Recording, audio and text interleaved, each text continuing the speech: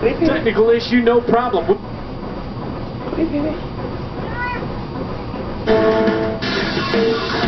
The third largest city in all of California welcomes in the #1 team in the Arena Football League tonight, and they're led by the Latin Laser. You know, Davila, translated to English, means the best quarterback in the whole AFL.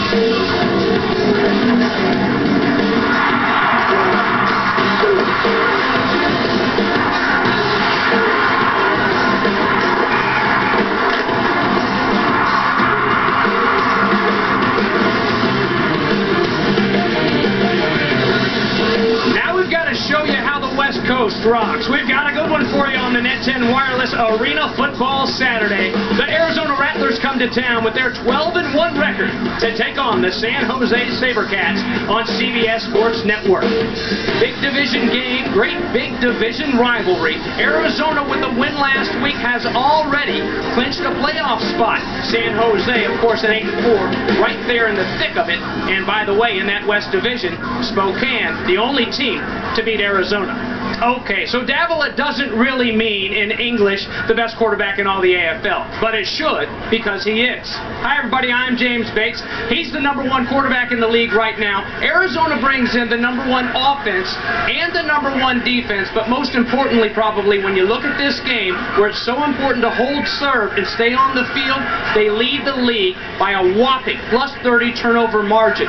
Guy who knows all about that, knows all about this great big rivalry between San Jose and Arizona. Hall of Famer Seth Bonner said +30. We all hear how important it is to get stops. Well, when you've got a defense that's taking it away and an offense that's holding on to it, that makes for a good team. It really does. It makes for an efficient, solid team that does well in all aspects of the game, and it feeds into every area of the game. When you know you're getting extra possessions on the offensive side, you want to take more chances. You feel better about taking more chances, and defensively, you know you're getting 6 stops a game. That's incredible. Well, a guy who is taking your spot is taking snaps from center there for the Arizona Rattlers. How about this? 82 touchdowns, 9 interceptions. Nick Davila, a big reason why they're doing so well. Absolutely, and over the course of the last 4 years, they've done well because he's been the one guy, the mainstay in that offense since 2010. He's grown in this offense with Kevin Guy. They've got a great relationship. The kid is playing lights-out football, putting up unimaginable numbers, doing all kind of things the right way. The Latin Laser is on fire. And 2 lefty slingers. How about that? From one lefty, you can appreciate this matchup. Russ Mikna, the starting quarterback, who is back. He missed 1 game with a concussion. He's back and undefeated as a starter against his Arizona team. So they will need to score some points, but they will need to get some stops, and that'll be up to Cleveland Thomas and company. Absolutely. That secondary does a really nice job, and when they're working together, they're as tough to find or beat as anybody. Cleveland, the guy's one of the career leaders in interceptions in the Arena Football League, just does a great job with his hands. Once he gets his hands on you, he reroutes. He disrupts any offense going out there. He has a short memory as well. Gives up a ton of touchdowns, but I tell you what, he's going to win more battles than he loses. Cleveland from the bottom, Miami, Florida, trying to take his San Jose SaberCat team to the top. We've got a good one. Buckle up those chin straps. We're ready to roll.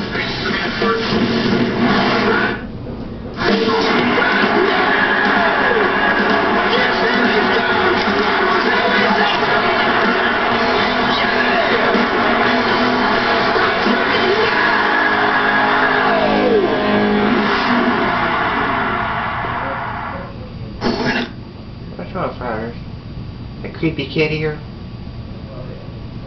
Whoops.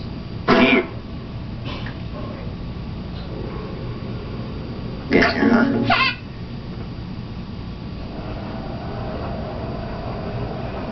best sports expected here.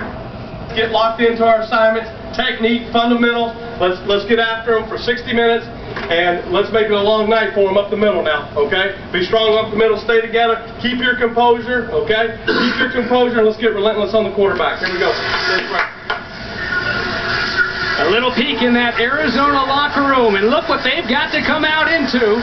The atmosphere, the 8-feet pavilion. They know how to have a good time on a Saturday night here in San Jose when their SaberCats are playing. Kevin Guy, who took the Rattlers to the first Arena Bowl championship in over a decade last year. Now let's get it down to Anthony.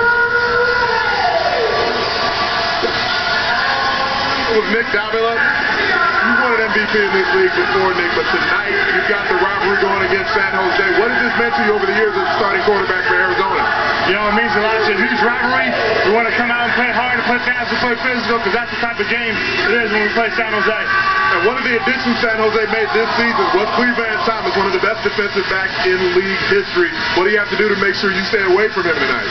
Yeah, you know, he's a legend of the game. I got a lot of respect for him. But we're not afraid of nobody. We're going to go around to anybody and anyone who we face. So we're excited. We like hearing that, Nick. No fear in Nick Davila, guys. That's right. Thank you, Anthony Herron. And we'll take a look at the rules of the game before we get things going. Remember, it's a 1-minute warning here in the indoor game of arena football. No punting allowed, absolutely. It hit the scoreboard anyway. And as we watch San Jose kick it away, ball off the rebound net is live, making it very interesting on the kickoffs. Al Granado, our head linesman, or umpire rather, tonight, with a special device that we debut for you. The eye ref there above his right eye, the camera, so we'll get a special look there we had in our eye box throughout the night. We'll go even deeper into the huddle and into these plays. Off the net, and a returnable ball for Harvey. Here's Harvey, got a couple nice blocks set up, and he's down at the 13-yard line.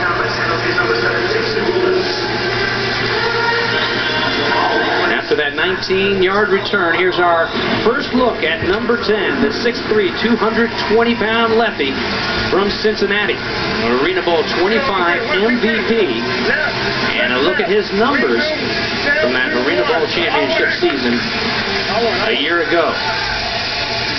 There you see 44 next to him. That's Davon Allen. Big loss. Odie Armstrong not making the trip. And not making the catch here as Harvey. Ball was thrown there on the spot, but incomplete. Davon Allen is the starting fullback for the Rattlers, and said Kevin Guy hoping it's just for a couple games, but it could be a lot longer. Well, the barn is full. It's not like they're lacking guys that can fill in. It's just a matter of that running attack, that screenplay that's so devastating. It creates havoc on defense, and now they're going to look to Davon Allen. 2nd and 10 for the lefty. And ball there waiting for Kerry Reed in full stride. Interesting here, so a lot of times a defensive back will just, when he's beat by a step or two, will put his head down and go. You don't see it very much from an offensive guy, but watch Reed just burn it until the last second. Well, the good thing about this ball's laid out in this area, out in front, and Reed wasn't even looking for it. You're going to see the post route, but he's not even looking. When he looks, the ball's already on the way. I mean, that's just great timing, and when you have great timing and great trust in your receivers, you spend a lot of time repping those things out. That's why you have the ability to throw that ball up there and trust that your guy's going to go get it. It's Reed in high motion, back to throw, and off his back foot, up and over the boards, but incomplete. Looking the way of Brandon Harvey one more time.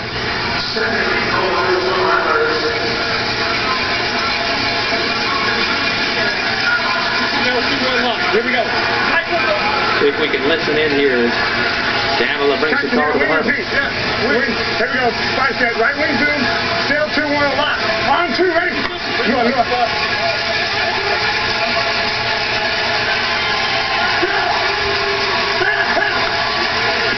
From the IRF cam to the snap, and a nice play defensively.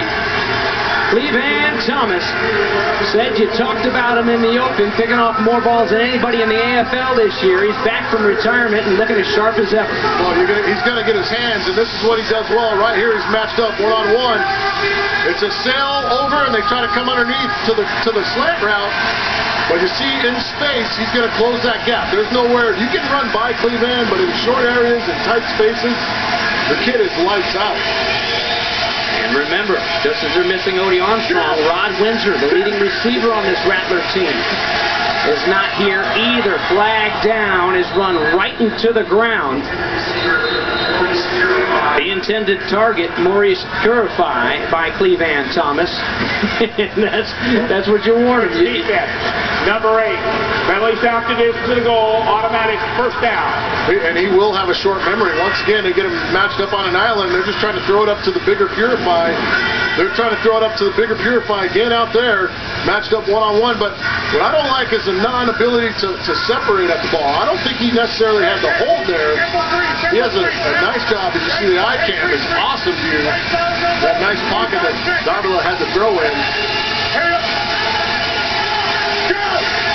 Quickly out of the huddle, Davila and the Rattlers trying to get the SaberCats not set. They're set. Takes his time to call the play, and the handoff is run right into the wall for a no-gainer. We're not going to run the football against this team. And it's an overload situation, and you see McCullough get off, but just too much strength up front by Terrence Carter, shedding the block and cutting off the angle. They never get to the edge. Good job by TC to cut it off, make the play.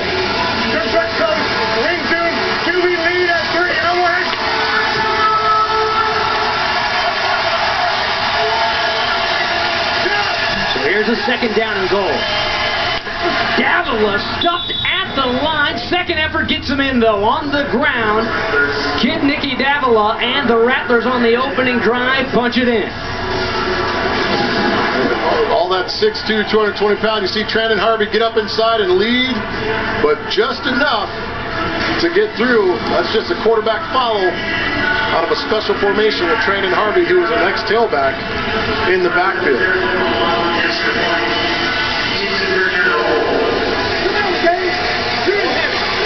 So here's Garrett Lindholm. Rattlers lead the AFL with 6 field goals made on 12 attempts. And Garrett is true on that one. Now 113 of 121. Well, not too good through the air, but on the ground, punching it in for a big 6 to start things off.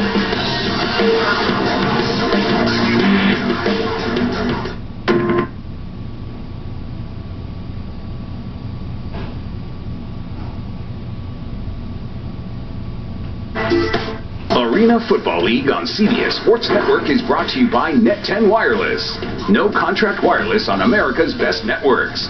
By the all-new Buick Encore. The next big thing in luxury is small. And by the Samsung Galaxy S4. The next big thing is here. And we welcome you back to the HP Pavilion as the sun begins to set here on the West Coast. Deep in the heart of Silicon Valley, Garrett Lindholm sends one out of bounds. So it'll be a 20-yard line start for Russ Mikna, the quarterback for the hometown San Jose SaberCats and the SaberCat offense. So look at his numbers this season. Remember, it was Aaron Garcia. Wasn't the happiest of homecomings as he came back to Northern California to start for San Jose after bouncing around to several teams in the AFL. A 2-2 start for him, but since then it's been Russ Mikna most of the way. Mitch Mustang got the start 2 weeks ago. Concussion symptoms in week 11 for Mikna. Flags all over on the first play from scrimmage for the SaberCats. I think they're going to get Antaj a little bit quick.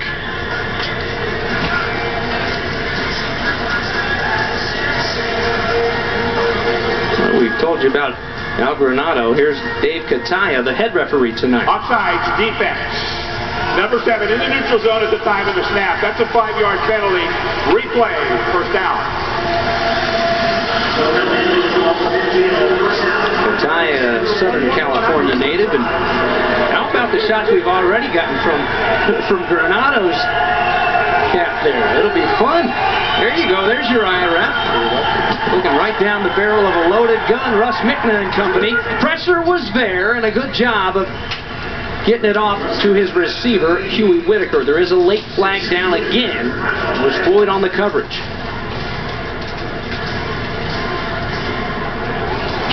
Illegal defense number 94, an illegal twist. That penalty's declined. First down.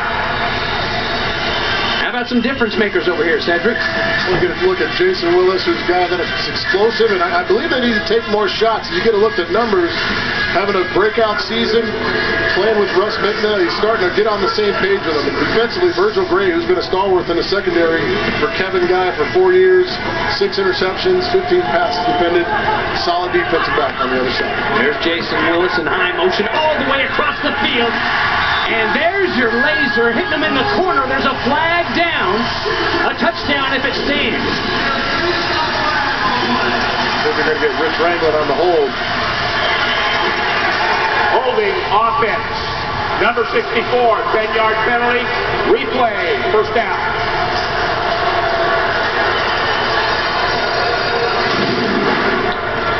Wrangler starts out over on that backside there. He's matched up. Tough match there with Pittman. But I mean, you will never get a better look at a play right here. You see the great quick swim move by Pittman and the arm bar. Great call right there. That's a nice call. Look at that shot. When you get to see something like that.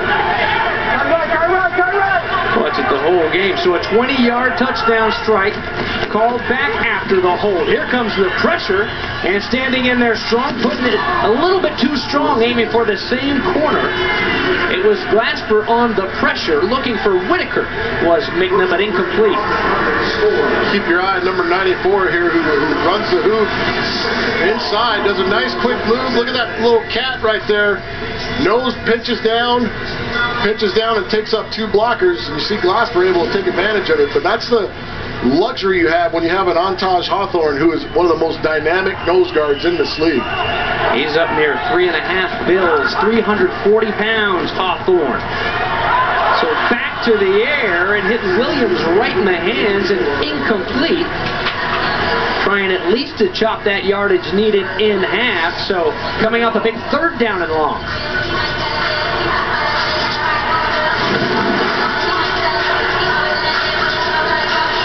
That's just a great look at a nice axe move where you send your Mac through that gap first and then you spin the nose guard around. And the IRF's going to give you a lot of looks at the good and the ugly inside tonight. Well, here's your 3rd down and 20 now. Pressure immediately on Mikna. Buying some time, and he's got a guy. Sliding underneath it for a touchdown is Freddie Williams.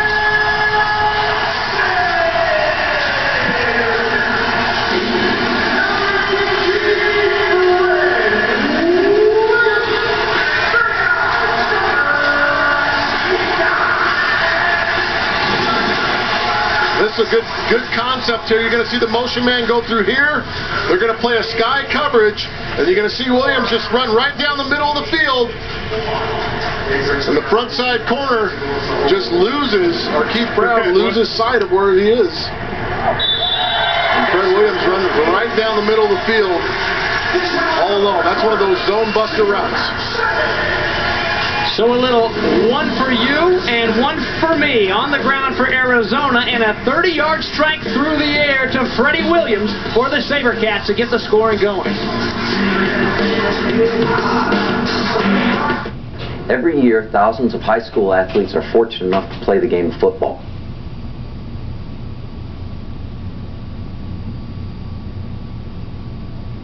It's different. Call a Realtor today. And we welcome you back, tied at 7 here at the HP Pavilion, and well, we're going to have to Add up the Sky Miles. Turn those watches back, because next Saturday, 7 p.m. Eastern, the Net 10 Wireless Arena Football Saturday game heads back to the Sunshine State. The American Conference has the Orlando Predators heading up to Jacksonville to take on the Sharks. That's next Saturday at 7 p.m. Eastern, only on CBS Sports Network, the 24-hour home of CBS Sports. Already a little bit of an upset in the Sunshine State tonight, as Tampa has fallen to the Chicago Rush. But the Rush on the road. Here's Harvey on the run back. He's still up across the 20, forced into the wall as he crosses midfield. Big Al Granado. How about a little tie ref? He's working it tonight. Thank you, sir. We're having fun.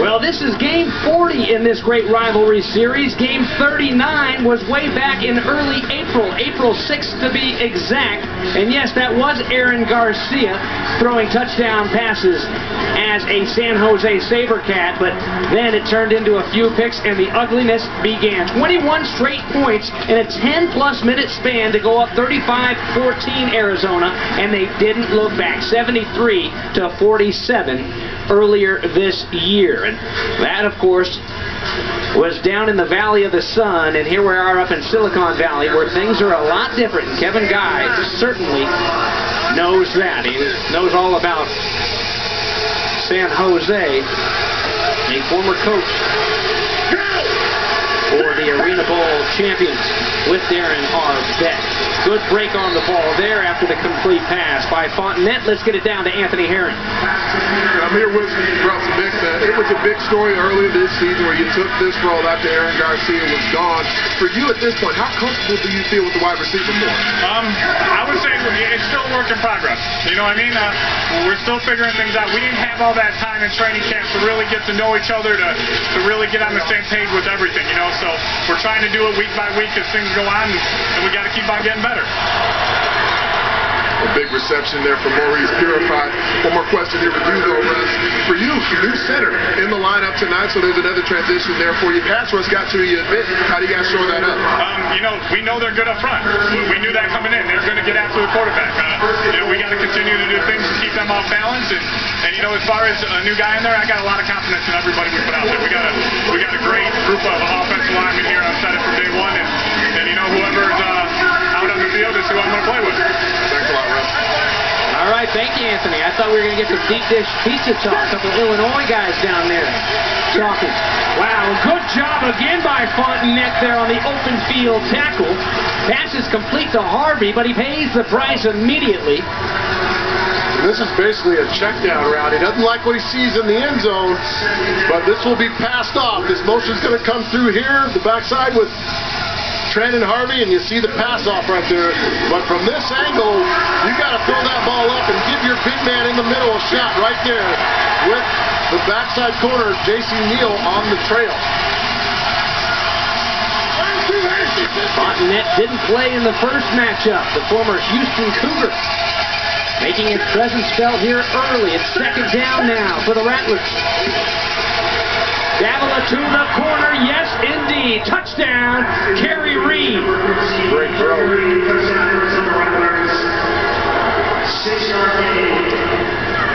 What you're going to see here is a nice job of executing the corner route. Kerry's going to come in motion, and you're going to see a quick stutter, and then he's going to burst to the corner. But watch when the ball goes up here. Ball's up over the top, and it's going right to the corner. But he makes the defense settle his feet. Most of these guys try to undercut. And right there, Fontenette just not in position to make that play. Kerry Reed having some size as well. That's a nice route. Extra point is good. So Nick Davila starts this game as Lindholm slow to get up as a flag comes down. On that extra point try, may have some yardage tacked on here for Arizona on the kick. Running into the kicker, number 24, defense. That penalty's declined. The try is good. So we'll stay right there at a 7-point lead for the Rattlers.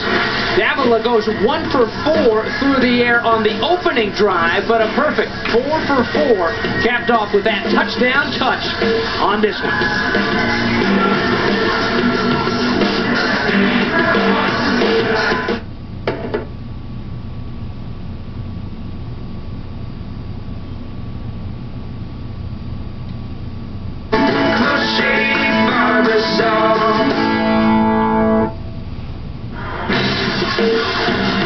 Be sure to check out arenafootball.com for all the latest news and information on the Arena Football League. While you're there, be sure to shop the AFL Team Fan Shop for the latest team gear. Check out arenafootball.com today. A little Seth Bonner replica jersey, the Hall of Famer from the last class. And at halftime tonight, they've whittled down the list and will announce the finalists for this next year's Hall of Fame class in the Arena Football League. So you don't want to miss halftime. We've got a lot of football to be played before then, though, and a lot of points to be scored. You can guarantee you that. It's 3:17 right now left in the first quarter here on the Net 10 Wireless Arena Football Saturday. Two of the top teams in the league. And how about this one? Unreturnable. And so no returns, 0 for 2 to start. Lindholm kicking the first one out of bounds, and that one threw the slack net off the bar. Here's Russ Mikna. I told you missed the 1 week. Mitch Mustang got the start and got the win, and then Mikna and company losing last week to Iowa. Heartbroken. Oh. 73-68. They got the golf ball back thanks to Cleveland Thomas. Had a chance to go down and win it. Mikna had a great game. Double move, and the ball was thrown where it was catchable. Should have been thrown where it was catchable for a touchdown, and they get neither. Amari Jackson, the target, and Gray there to break it up. Catch Virgil peeking. We're going to see the double move, the stop and go.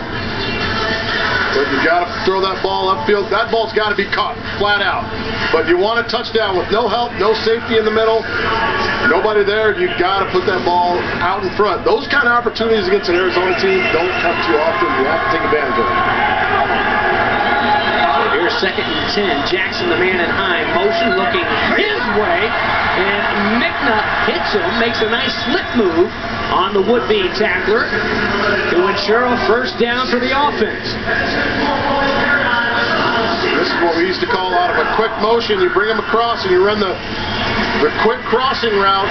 You run stack routes to the other two guys, but you get a quick declaration of coverage. Nice, easy, safe completion. You get to move the sticks.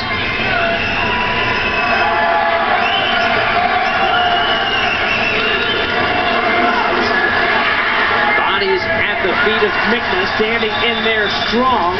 Pass is complete. There's a flag down, back by Russ as he lays on the turf beyond the 10-yard line. Well, basically it said, you guys have heard me talk throughout the season. First of the foul, roughing the passer, number 73 defense. Pushing the quarterback to the ground, 10-yard penalty, automatic first down. Heard me talk throughout the season about how I feel about Antaj Hawthorne at the nose position. He's one of the best in the business, and there's a starting center, as we just talked about with Russ Mikna a moment ago, Jordan Mudd making his first start of the season at center. It's a big move they made in the middle of their pass protection. Right now, at the interior, you guys have been highlighting it so far. The Mac Tyree Glasper, the nose, Antaj Hawthorne have been getting consistent pressure right in the face of Russ Mikna. Well, Ant, you like the toolbox, don't you? I like it when Ant comes about the toolbox that these rushers have. And here's a touchdown. Many tools offensively for the SaberCats from 19 yards out. Mikna and the Cats go right back to the paint.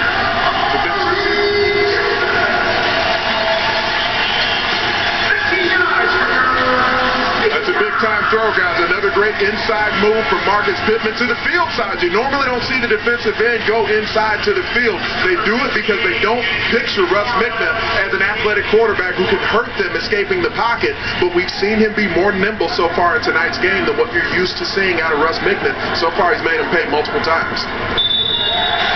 Extra point on your first Pertwee's extra point is good. Here's a look at the protection up front. Watch this quick inside move here on the front side there. Nice swim, but people don't give Russ Mikna enough credit for being athletic enough to make this throw. It's just a circle route. There's a natural pick set right there in the middle of the field. But it takes a lot of intestinal fortitude to stand there knowing you're about to get blasted and just lay that ball out to the spot. That's a well-designed play, a natural pick route. They're able to get away with it, but a great delivery from Russ Mikna under duress.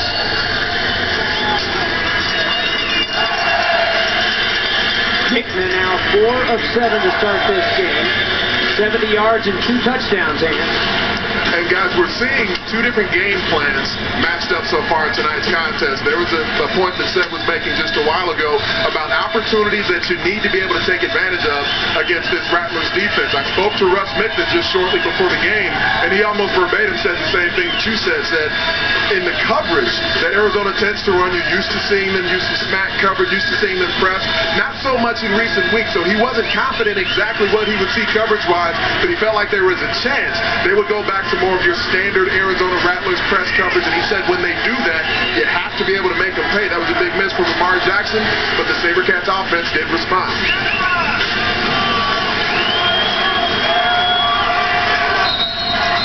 Harvey takes it out of the slack net, and the whistle will blow it dead at 18 seconds.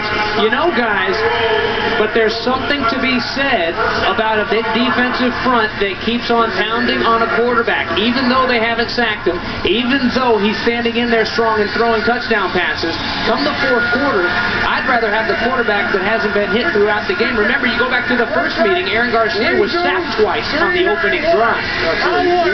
Talk to Anthony about it as well. You want hits on the quarterback. It's not always about the sacks, but you want to put the pounding on the guy, make him tired in the fourth quarter. Well, we will wait for this next Arizona Rattler possession when we return, but in the first quarter, 4 possessions, 4 touchdowns. Let the fireworks begin. You're watching the Net 10 Wireless Arena Football Saturday.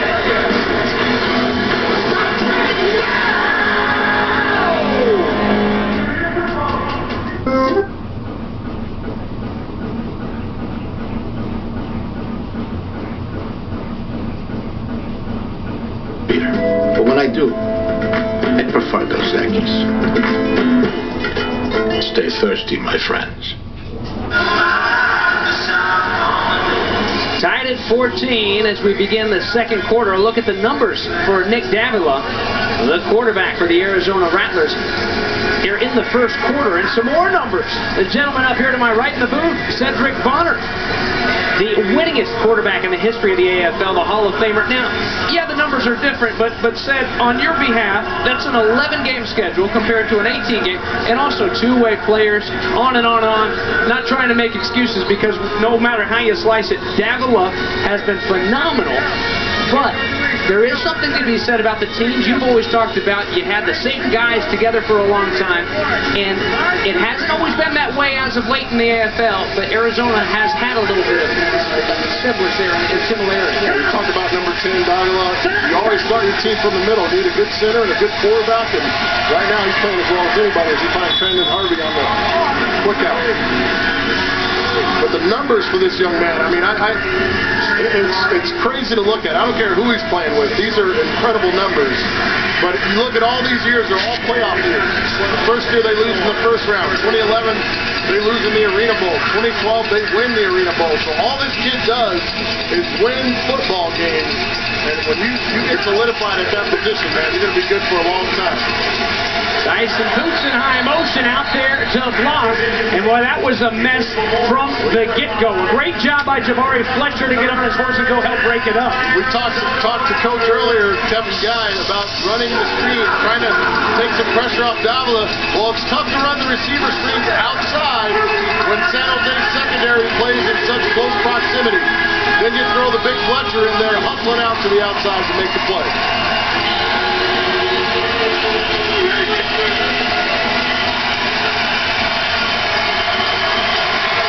Your first third down play tonight for the Rattlers. Poots in high motion. Good job going back to get it and wrestled down finally. A first down and then some for Maurice Purify. You're talking about a full-grown man when you talk about Maurice Purify. Just too big, 6'3", 2 1/4, 230. You can see the delay slant route. The jack, Huey Whitaker runs himself out of the play. But watch the jack go hot. He disappears. Can't say enough about the pocket those offensive line games there, as you saw on the IREF.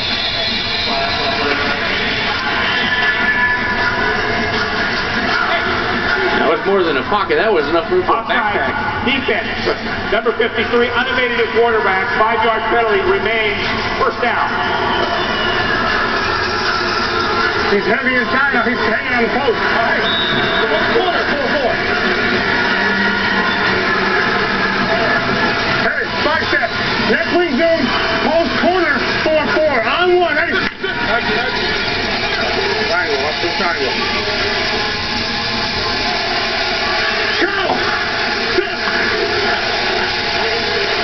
Again, time for Davila. Throwing it to the corner, and a great job defensively by Fontenette, who's done a great job against the run and the pass tonight, to put his head down and go break that one up. And this is just a little bit late throw here. You're going to see Trenton Harvey come inside, weave, sell the post, try to come back out to the corner. Ball's thrown a little bit late, but look at the hustle by Fontenette to get back into the play. If that ball's thrown out in front, you see Trenton chugging it down a little bit. Throw that ball out in front, you got a chance. They Purify in high motion. He's hit and knocked to the ground. And pass is complete right underneath him to Trandon Harvey. Looks to be stopped right about the sticks. And it will be a first down. They'll give him a fresh set of downs. Listen. Here we go. Hey, 5 steps. Trips right, wing zoom, 7-3, shoot. On 2, ready.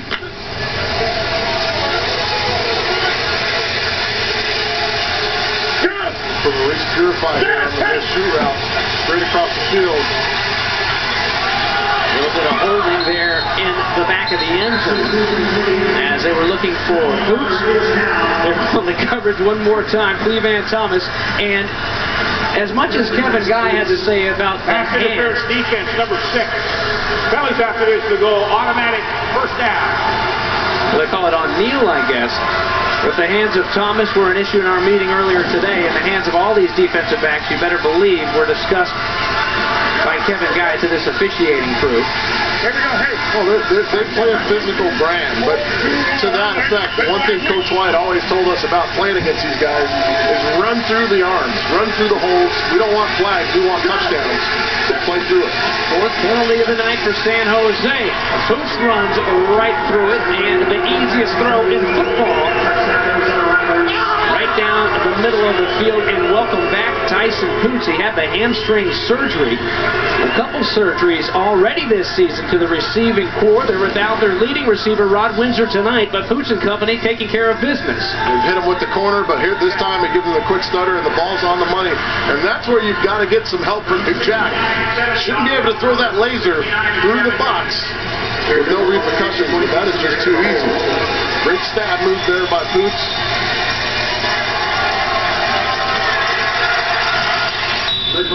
Point is up, and it is good. A perfect 3 for 3 on the first 3 drives of the night for the Rattlers. Tyson Poots getting in on the action.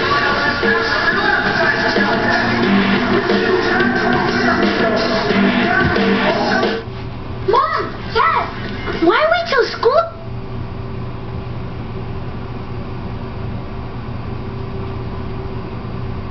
connected with the IUD Mirena. Call the Relion Group at 1-800-572-1093.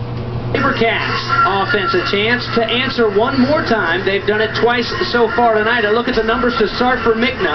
4 of 7 with the 2 touchdown passes.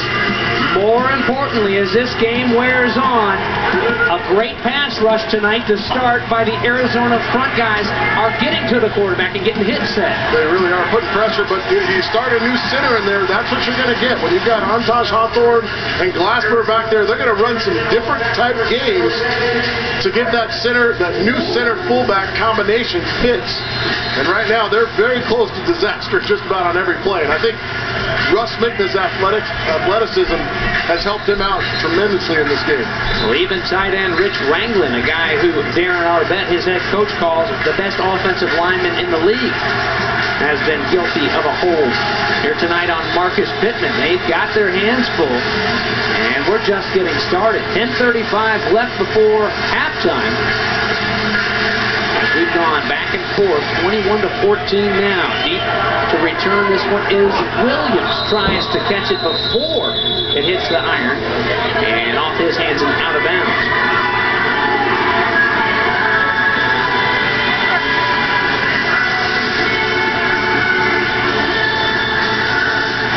Still hard to believe. You know, just allowing 15 sacks this year, even with the new center in there tonight and Mudge, but I find it hard to believe, even with an 11-game schedule, Cedric, that you win a full season and then some without being sacked, playing behind those big offensive lines that you used to. It was all our offense. If I was getting sacked, it was my own fault. The ball needed to come out on time, and that's what we did.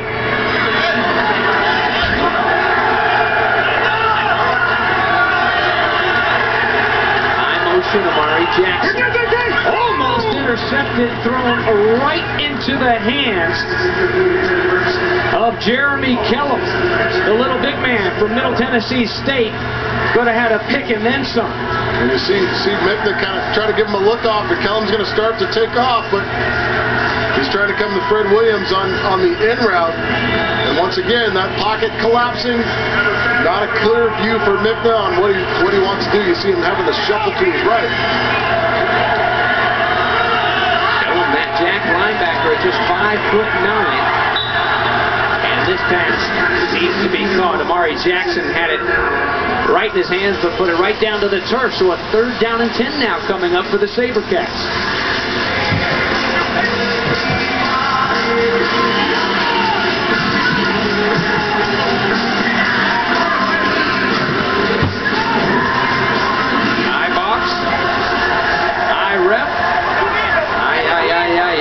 Big 3rd down and 10 now. Looking through the eyes of Al Granado, the umpire. Ball on the ground, it flags and whistles to stop it. Wow, that was trouble.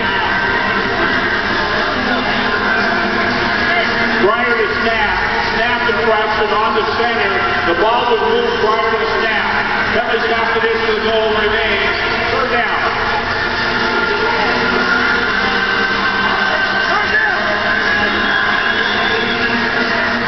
After being somewhat smooth and mistake-free, right now San Jose, they're putting themselves in harm's way. This defense, I mean, they're like sharks. They smell blood in the water, and they really get after you, especially in these 3rd down situations.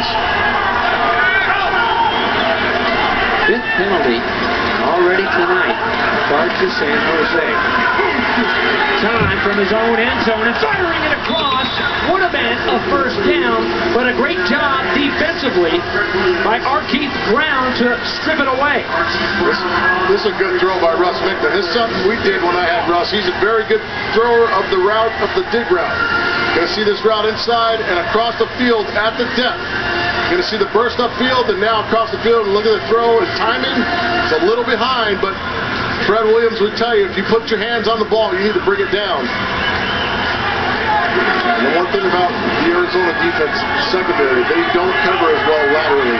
They'll cover you down the field, but laterally they're not very efficient. Huge play here in the 1st half on 4th down. Wow! Thrown only where Willis can get it. Virgil Gray was all over him. And Mikna puts it behind him. It'll be a first down on the 16-yard gain. Watch the motion. You're going to see a nice PC route here. He's going to start and just settle down. And look at the spot on that ball. It's just an inside PC route versus man coverage, and the placement couldn't be any better.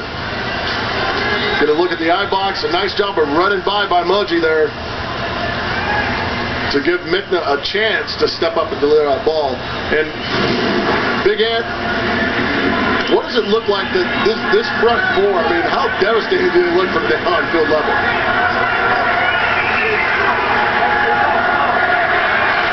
Well, they're ginormous, from what they said. Here they go back to a little of their own medicine. The Rattlers like to run those strings and stretching it out a little bit. Here, Amari Jackson's taking it to move the sticks one more time. These are the things you have to do to frustrate a great pass rush, even though Arizona's defensive front not leading the league in sacks, not even in the top 3 this season, but you can see it on film. So Darren Arbette is out of it. They've seen that Arizona can get after the quarterback, and this is what Russ Mikna can do as a quarterback. The coach has said he gets the ball out on time and leaves his hands quickly, but nice job by the offensive coordinator making sure you're still getting some flare routes, some quick passes to the outside, forcing the big guys to run laterally. I don't think people realize how good a throw that was that Russ Mikna just made. He turned to throw the backside hitch route. The jack was completely underneath it. You're going to see the defensive secondary run out. Jack completely under. You see the help coverage right there. The help's coming back here. Look at the touch that he's able to put on that ball, get it over Jeremy Kellum. He stops himself in mid-throw and just puts a touch on it. Well done. Well done right there.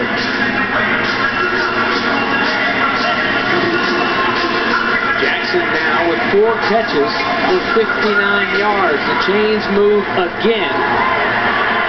And snuffing out that screen. Doing a good job, both of these defensive fronts, to react and get out there and stretch. Anthony, you mentioned how these defensive linemen have to now run laterally, and it's not just tiring them out, making them run sideline to sideline, but it slows down that pass rush, doesn't it? Well, it gets into your head when you've made great moves, and we've seen Arizona's front make great moves so far in this game. Marcus Pittman to the field side, Antosh Hawthorne, Tyree Glasper right there in the middle, but when you're not getting sacks, it can frustrate you. 8th play of the drive, Big Ant up and over, but Ford says he hang on. Oh, yeah! Jason Willis!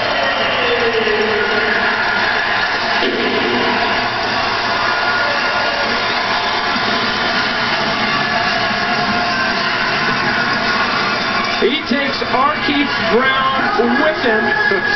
Only in arena football. Rattlers with some help back over the wall. You see right there, see the big cut in the middle by TJ Watkins. Russ just continues to back up as Glasper is rolling to him, but look at this job. Going up, stretching out, making a catch. Awesome. He'll catch his breath here as he holds for Nick Pertwee, and the extra point is good, and we're tied once again at 21.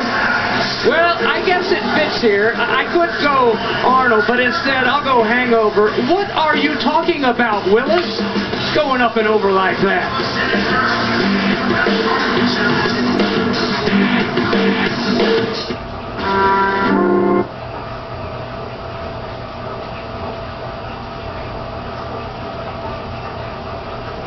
Has more vitamin D. Helps support healthy blood pressure. One a day men's. Tied at 21, you don't just fear the beard up in San Francisco. Down here in San Jose, they're fearing beards as well. We remind you, the NBA draft right around the corner, and the year's board is wide open. Get a complete preview of how the picks will go down on the Inside College Basketball Draft Special Lottery Preview on Monday at 8 p.m. Eastern Time, only on CBS Sports Network. Just outside, you know, you've got, of course, your Nerlens Noel and Trey Burke, Otto Porters, but the guys just outside the lottery, a look at a few of them. Mason Plumlee and Duke Steven Adams hit a couple of big names there.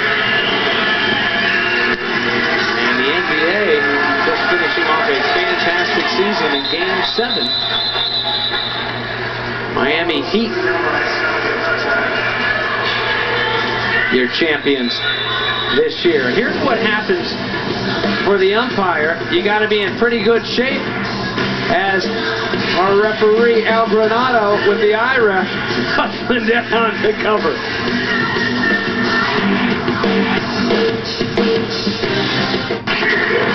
Live concert. Kiss 40th Anniversary Monster Tour. 4 decades of rock and roll history. More pyro, more explosions, more kids. Exclusive limited engagement.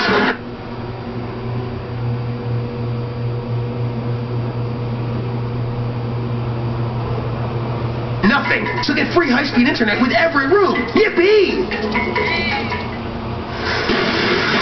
Well, you've heard of pulling out all the stops. How about doing away with all the stops? There hasn't been one here. Davila got the scoring started. Nick Davila with a 2-yard run, and Williams a 30-yard touchdown catch from Mikna. 6 possessions, 6 touchdowns for these two teams. And Davila and Mikna go back and forth, and that touchdown catch, remember now, Jason Willis said he had the big 16-yard grab on 4th down and 12 for San Jose at the beginning of that drive. Well, after they didn't convert the play before on a well-thrown ball, but both quarterbacks look sharp this season. They're both playing well. It looked like too early coming across there. Start offense. Number 69, friendly tapped it into the goal that remains. First down. Terrence Carter instead will call it on Michael Huey with the false start.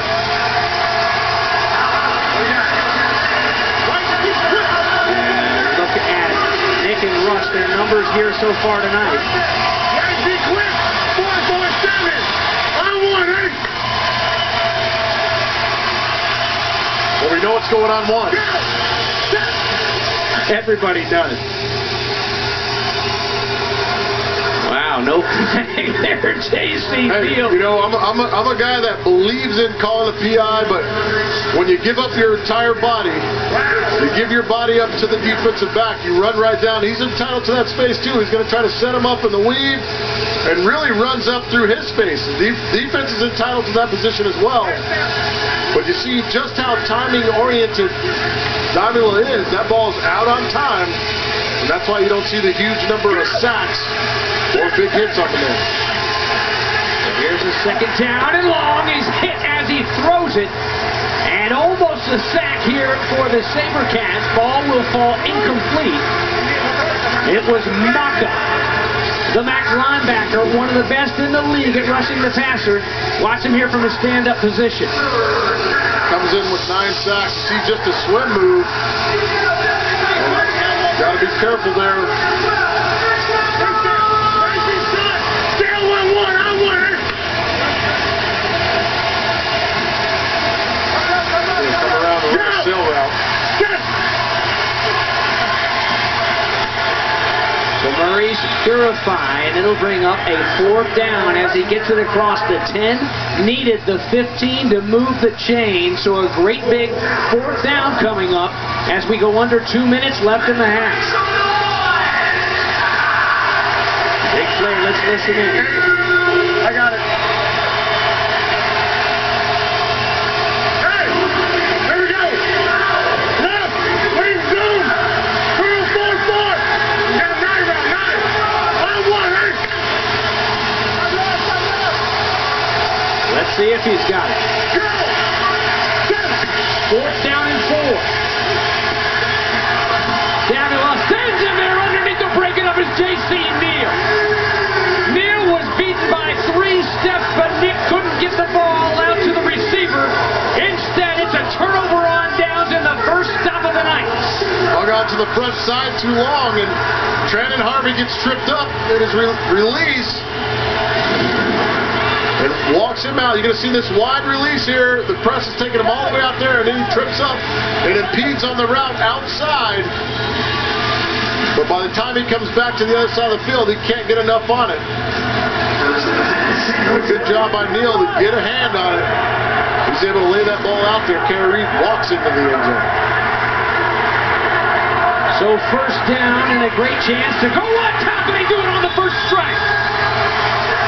It's Williams from 11 yards out, and the SaberCats will take the lead there first of the night. It's a staple. We've seen Mark Grieve throw this route in there so many times.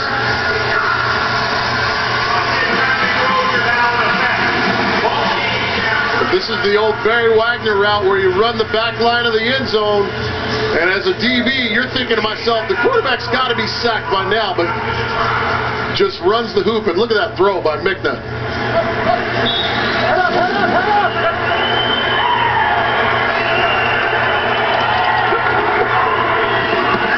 Extra point is good, and the Cats are on top, 28-21. Right into your lap, that Mikna throw. More importantly for the Cat fans, right into the hands of Williams.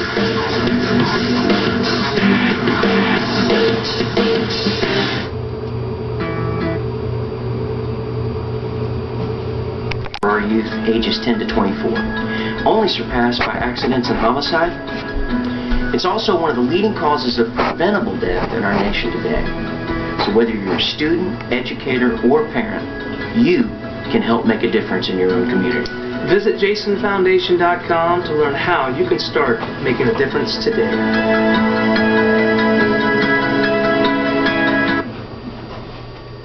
Be a part of history during Arena Bowl weekend this August in Orlando. The party kicks off Thursday night at the AFL Celebrity Gala. Join Kiss, former NFL player.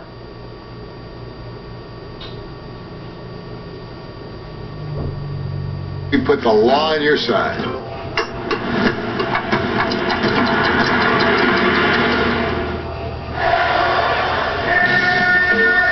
28-21, San Jose, as we work our way to the 1-minute warning, has taken the lead. I don't want it to stop, but we have to take a break at halftime, and we've got a great halftime for you, the Net 10 Wireless halftime show from right here in San Jose. The 2013 AFL Hall of Fame finalists will be announced right here. And, of course, we'll have scores and the playoff picture. Coming down the home stretch, and these games are becoming more and more important. An onside kick, still live. Bounced off the front line of Rattler. Receivers there on the kick return team, still no signal. You can see up in there, pleading their case at Granado. Darren Arvett trying to get it right back. Didn't quite go 10 yards, but it was touched by an Arizona player. You've always wondered what it's like to be in those dog piles. Wow. And there you hear white ball. I never wanted any part of that. I would just wait until they recover and then come out and do the top. I didn't want to get in that melee, man.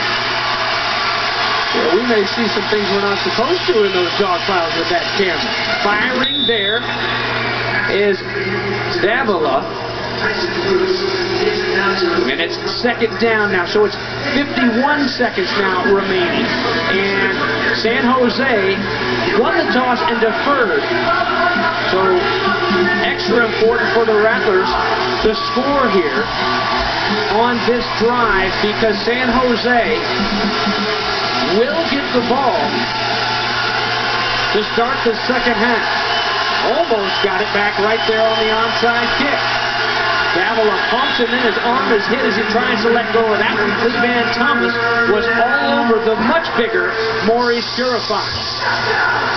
Clee is strong. He is strong as an ox. When he gets those hands on you, man, it's tough. I don't care how tall he is. There we go. 5 steps. That's what he do. Cover 2 return. I want it. Come on. Come on, he says, Nick Davila. You're going to see a whip route by Boots here. Remember, no Odie Armstrong. The great running back. That ball thrown just a little bit too low for Pooch. Fontanet was over there on the coverage, and here's another 4th down. This one a 4th down and goal for the Rattlers. Left off X fly. Real cover. Here we go. 5 10. Left off X fly. 3 and cover. 1. On 1. Ready?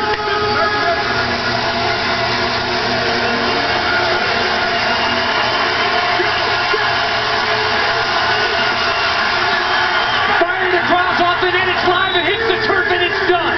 Darren Arvett sprinted across the field. He knows how big that stop was. 2, 4 and out. And Cedric Walker, his defensive coordinator, gets a great big pat on the back, and justifiably so. That defense has stood strong on 2 series in a row against the top offense in the league. I'll tell you, we're not ready to throw. This motion comes through and is open early. Nick not ready for it. He wants to throw that laser. If he lays it up, you've got a 6'5 receiver. You can put that thing up early, but you see the pressure coming. Levan able to get a hand on it and knock it away. But a huge stop, as you see Ced and Darren Arvett decided back there. Still plenty of time to operate for the offense of the SaberCats. The catch is made by Jackson. And Floyd gives a little bit of a boot down on the turf. It will be a 1st down as the chains will move here with 28 seconds remaining in the 1st half. No flags down. That's a nice catch. Ball below the knees as he's moving away. Their first charge timeout of the half, a 30-second timeout. Once again, you see Russ Mikna doing a nice job of sliding outside the pocket to create a little extra time. And as a defensive player, how disciplined do you have to be with a guy that just understands the box and the pocket? But especially when you're talking about the front four, not just the 3 defensive linemen who rush, but the MAC linebacker with a quarterback like Russ Mikna. The great thing to be able to watch from this vantage point down at field level is to see him work to find his own windows. He's not going to try to take off and run like an Adrian McPherson would do, but this defensive front from Arizona is just so mammoth that he has to continue to evacuate the pocket, even on snaps where the rush isn't really leaking through, but he's got to try to find a visual window to deliver the football through. Good point. You don't want to have anything tipped up in the air, especially in this situation. Mikna guys, 10 of 17, now making 11 completions for 18 tries and 150 yards to go along with those 4 touchdowns, but looking for a great big touchdown, number 5, before the 24 seconds ticks off here to end the 1st half. Smart play there. He recognizes the coverage and is able to get it out of his hands quickly. Brings up a 2nd and short. This is a situation, I don't know if they want to score too quick, but not a bad down to take a shot here. Good timing route there with Williams. Williams has the catch. Brown on the coverage. So what it looks like is San Jose is going to be content to try to punch it in and run the timeout. They want to punch it in with as little time left on the clock as possible. But my motto was always, you want to score because you're not guaranteed a touchdown. You get that freebie, you get that easy one, you got to punch it in.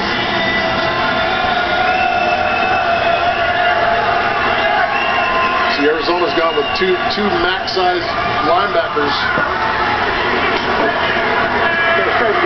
Mikna buying a little bit extra time. It's not quite Adrian McPherson, but he will stop the clock as he scoots up and throws the ball over the boards. Smart play, run some clock. You run some clock and get out of bounds. Look at the push by Glassberg, and here comes Granada trying to hustle over there and make sure the quarterback doesn't get beheaded. Oh, nice hands, Granada. See, reach the hands out. I'd like to see Mikna and Granada racing in a 40. Here's your 2nd down play. Touch pass this time, and it's broken up. Good job to go back and recover. Arkeith Brown just getting a fingertip on it to knock it away. The thing about that was that he was covering Jason Willis across the field, and there's not enough separation between the 2 receivers. And you see our Keith Brown able to just snap with his hand back. Got to get a little more separation between those two guys, especially in those tight areas. And what did Kevin Guy tell us about number 11 today? Ball skills. Playmaker. Ball skills. He is a playmaker, knows how to play football, play that defensive back position. It shows right there. Mikna standing in strong, and it's just too easy. No skills from the secondary there, and another touchdown after. No answer comes from the Rattlers, and the lead now 34-21. That's a busted coverage play. And right now they bring in Jeremy Kellum. They take out Marquise Floyd. Not on the same page, and this is busted coverage. You want to bring in another big man, so you got Glassberg, Kevin McCullough at the linebacker spots to protect against the run, but right there, clearly not on the same page in the secondary. Extra point is good. It is a 2-touchdown lead. And what a great big score after the second 4 and out by this defense. You're going to see the motion man get to the back of the end zone. He's shaking, but nobody even goes with him. 2 men collapse. And busted coverage. Just a shake him route at the top. You're going to see him get through the top of the zone. And our Keith doesn't go with him. He's the most inside, furthest inside secondary player. And if they're playing matchup or passing guys off, combination, you got to stay there.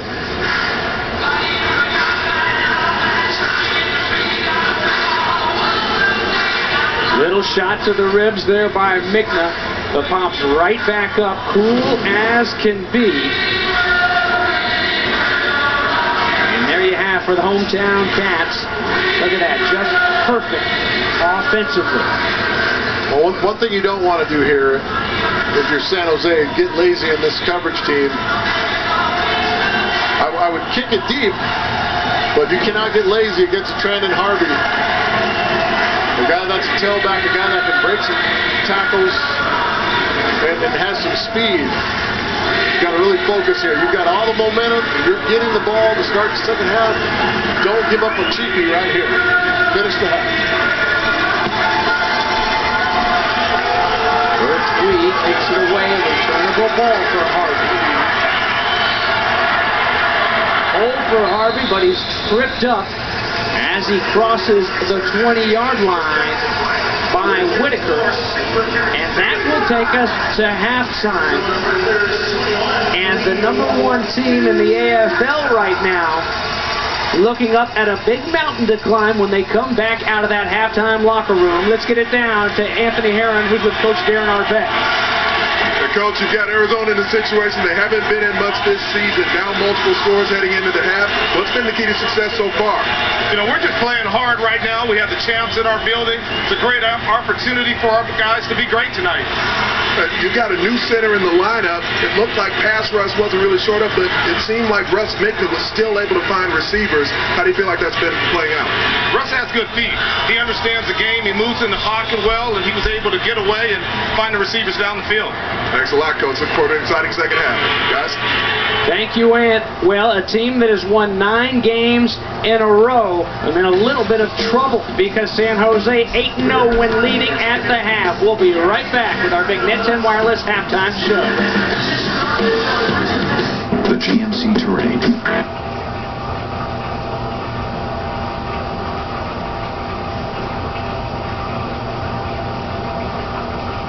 85% on your prescriptions. Don't wait. Getting a free quote is as easy as 1, 2, 3. Call today.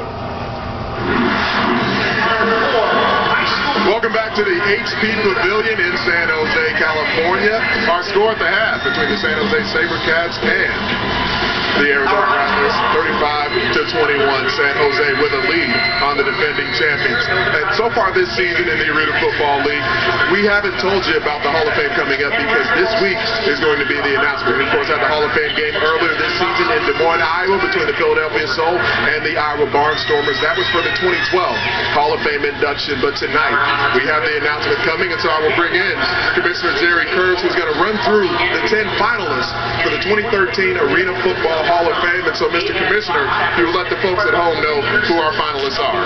We have 10 finalists. We have 8 players, 1 coach, 1 contributor. We start with Corey Fleming. We go on to Coach John Gregory, and then we move on to Darrell Hammond, Greg Hopkins, Andy Kelly, Bob McMillan, Carl Paganelli, Steve Pappin, Lawrence Samuels, and Omar Smith. And so from this point forward, as we look at the list of the 10 finalists here for the folks at home, so from this point forward, we've named the 10 finalists. Now what happens? Because at some point, we have to actually get down to the 5 inductees. Which is a fantastic thing because we want our fans doing everything with us and being involved. Starting Monday, they get to vote for the 5 inductees, and they have to go to arenafootball.com. And so on arenafootball.com, there will be a link there on the AFL website. You click on that link, you have the opportunity to vote for your favorite 5 picks for who you think should be in the Hall of Fame. You can vote for 5 people day in and day out until the announcement. The week before Arena Bowl 26, during the conference championship round, right here on CBS Sports Network, where the announcement will come for the 2013 Arena Football Hall of Fame inductees.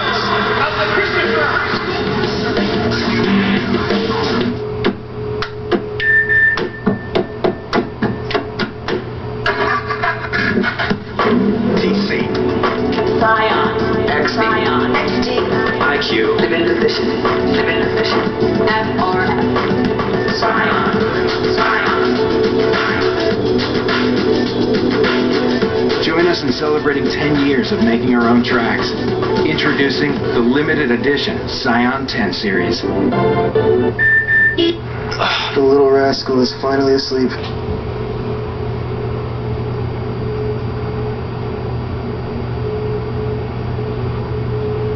No obligation consultation. Call 1-800-448-5063. Call now. And we welcome you back to the Net 10 Wireless halftime show. And how about the hometown Cats, 35-21, a 2-touchdown lead as they head to the halftime locker room. So a lot of excitement set around the AFL. The Hall of Famer, of course, Cedric Bonner going in this year, who will go in next year. The commissioner and Anthony teasing you, the finalists right there. But how about this start in the first half for the defense of San Jose? A lot like the matchup on April 6th, where in the second quarter for Arizona it was 3 straight scores and they ran away with it. You've got the same thing, but for San Jose this time. Absolutely, but both teams played lights out early on. 6 straight possessions, we saw touchdowns, and then the blink happened. Arizona was shut down on the drive, and from then on, San Jose just kept fire. You kept waiting for Arizona's defense to make a stop. It just didn't happen. It wasn't just 1 blink, but 2 4 and outs for that SaberCat defense. A lot of action going on across the Arena Football League. There was one game last night, and Spokane just handed it to Utah. We thought maybe they were on their way back. And tonight, a lot of finals and a lot of close games as you look at Jacksonville barely getting by Cleveland, and they will stretch that lead even more now over the Tampa Bay Storm because the Chicago Rush just keeps getting it done away from the Windy City. They get a 1-point win, 50-49 over Tampa Bay. Philadelphia has their way with Iowa, who had a huge win over San Jose last weekend.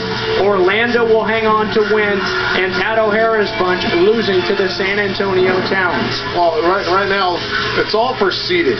You know, you look at Chicago, they're a division leader, but San Antonio won, which keeps them in the hunt. Chicago's trying to run away with that so they can get the 2 seed on this side. It's just a matter of seeding, and some teams, they look ahead and don't want to see other teams. Arizona does not want to see this San Jose team in the playoffs in the first round as you look at the top 5 teams and what happened this week.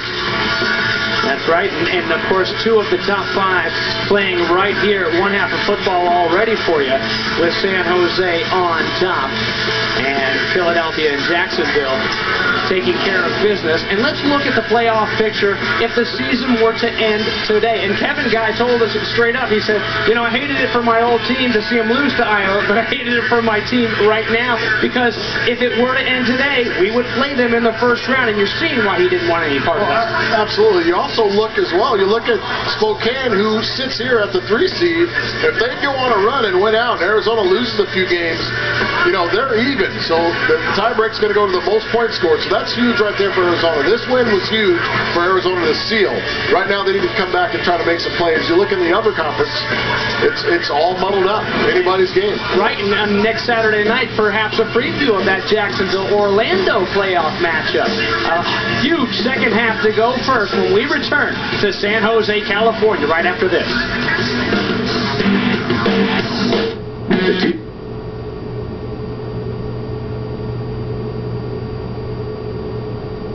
Wireless halftime show on CBS Sports Network. Net 10 Wireless. No contract wireless on America's best networks.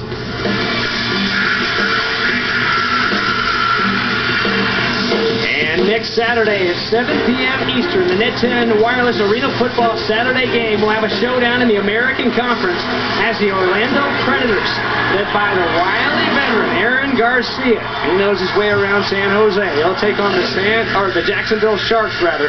That's next Saturday at 7 p.m. Eastern, only on CBS Sports Network. Before we get this second half going, let's get it back down to Anthony Herron. I'm with Kevin Guy. Now, Coach, it's not a familiar situation for you guys this season, down multiple scores at the half. What was your message to the team? I can't say it on air, but I will tell you this, okay? We've had 4 or 5 busted coverages in the first half. We're playing soft in the secondary. Our offensive, we can't get off the press. So we need to start playing Rattler football and start playing a little bit more physical. We're going to get our butts kicked. And how have they been able to come up with a couple of stops against your offense, which is the top in the league so far? Well, I mean, it's big for them. I mean, it's not for us. But, I felt like 2 of my receivers got tackled. We have to see it on film. But we got to be more physical in the second half. Thanks a lot, Coach. Guys? Well, thank you, Anthony. How about the contrast in the 2 head coaches? And it's not just that because one is winning and the other one is losing right now. He is hardwired. Kevin Guy is a hard driver, and he is a competition-based coach. He will have competition in practice daily, and that's why he's been successful. He's done an outstanding job with this Rattler team. Well, they're in a hole. And you certainly see, Seth, why after the lone loss of the season, they turn it around and go 9 straight wins. Let's see how the halftime speech affects a defense here, because that's what they've got to do. Stop San Jose. As the ball hits the slack net and whistle dead, we'll check out the first half stats. And no turnovers, but the possession, or the turnovers on downs, the stops you needed for San Jose's D. They're just like turnovers. Right. When you don't score, you don't put points up, and your opponent's doing that, you're making it tough for yourself. But now, that defense, which is capable, plus 30 in the turnover margin, 42 takeaways on the season, they're going to need one to get back in this game. Willis in high motion, looking his way. Mikna, and closest to it, Virgil Gray, as he throws it well beyond his former Oregon Duck wide receiver, Jason Willis. That's a good shot at Virgil Gray, just staying patient in his back pedal, doesn't really get out of control. But I like the call by Jeff Jarnigan. You come right out and go after Arizona. You got a guy down, you want to try to step on him. Make it hard for him to get back in the game. Very aggressive by the SaberCats. Williams, high motion. He'll hook it up at the 11-yard line.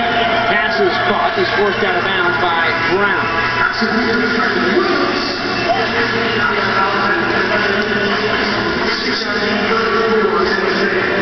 Hey guys, I think there's a point we should underline about the latter part of that first half as well. The onside kick, even though San Jose was getting the football first, went for the onside. SaberCats didn't get it, but the drive came to a head with another stop, and that allowed them the second score. That was a big call from Darren. Agreed, and sometimes in these kind of games you have to take chances. Williams has to go back and get that one. Brown was a couple yards behind. No touchdown, but they get a great big first down after the 29-yard pickup here, guys. Watch how long Williams maintains his streak here, his level upfield, gets a secondary to turn, and then breaks across to the post. That's a nice route, and if Russ is able to step into that thing, that is an easy score. But watch him maintain his 9 route. He's maintaining the streak. That's a pretty good recovery there by our Keith Brown, but ball thrown just good enough to get in there. Mikna all the time he needs, and it's thrown incomplete. Now, Anthony mentioned the onside kick, and here is, people can't really wrap their brains around why an onside kick in a situation like this. Why an onside kick so many times when you look at a Doug Flank coach team? Well, you look at timing. You condense the field. You allow your guys to play to their strength. This secondary can play physical with big receivers, but to run with them up and down the field, not going to happen. You just created an extra possession for yourself. That's a gutsy call. Certainly paying off for Darren Arvett. Definitely a poker face on the head coach of the San Jose SaberCats. This pass is complete to Willis. Into the boards.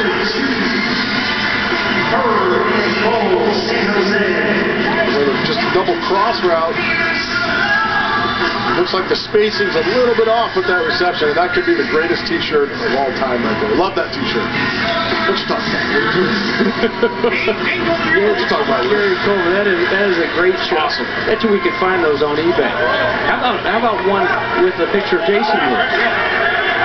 SaberCats. There is Willis in high motion. Just clearing out the way for Williams to make it oh so easy right across the middle. Well-designed play and patient route by Fred Williams. You're going to see the motion man who is going to be eaten up by the number 3 defensive back. Right here, the motion man's eaten up by this guy. We're going to come through here. And you see, because of the start, that first step by Williams towards the sideline or towards the out stretches Kellum a little bit, and he's able to get inside in a quick delivery. Fred Williams came into this game with 13 touchdown receptions. The second-year receiver has caught 4 here tonight, and the number 1 scoring defense in the AFL has given up 4 straight touchdowns. They're in a great big hole right now.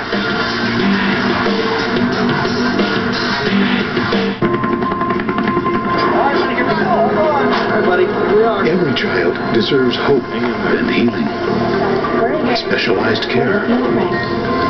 170 hospitals strong. There's one near you. They all need your support. Children's Miracle Network Hospitals. Helping local kids. There's so much to like about this Buick LaCroix. I travel a lot for my work with swimming, and when I come home, I want a place to unwind. I bought my first endless pool over 15 years ago. In this newest endless pool, it's better than ever. The current is perfect for swimming any stroke. Crank it up and you can swim race pace, or back it off and just relax. Swimming or water walking and running is a wonderful way to exercise. The endless pool takes non-impact to another level. As I get older, keeping in shape is more important than ever. With an endless pool, I have a pool and a spa all in one. Hi, I'm Rowdy Gaines, 3-time Olympic gold medalist. I've been swimming in my endless pool for 15 years, and you can take it from me, it has it all.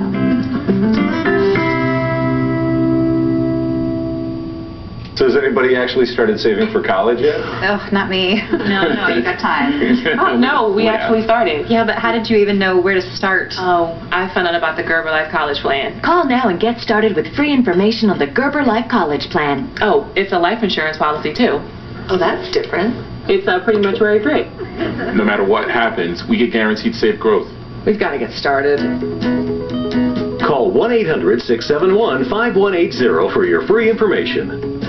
The number 1 team in the AFL trailing by 3 touchdowns here in the third quarter. Well, Arena Bowl 25 at the end of last season was held in a fitting place, the Big Easy, because for the past couple years, it has been easy for this Arizona team, dominating the Arena Football League. Runners-up 2 seasons ago, champions last year. How about the combination of Nick Davila and Purify, Maurice Purify, 7 touchdown catches as they win Arena Bowl 25, 72-24. And look at the 3-year stretch here, Cedric Bonner. Since 2011, a 41-8 record. talked about earlier, that's the constant right there. The relationship between Kevin Guy and Nick Davila has brought this team to all new heights. Here's Harvey, no net involved. He'll work his way up across the 15 to the 18-yard line and over the top of the boards. Comes Kid Nicky. Right seat short, take 3-6. Here we go. 5-step, right seat short, take 3-6. On one, 8.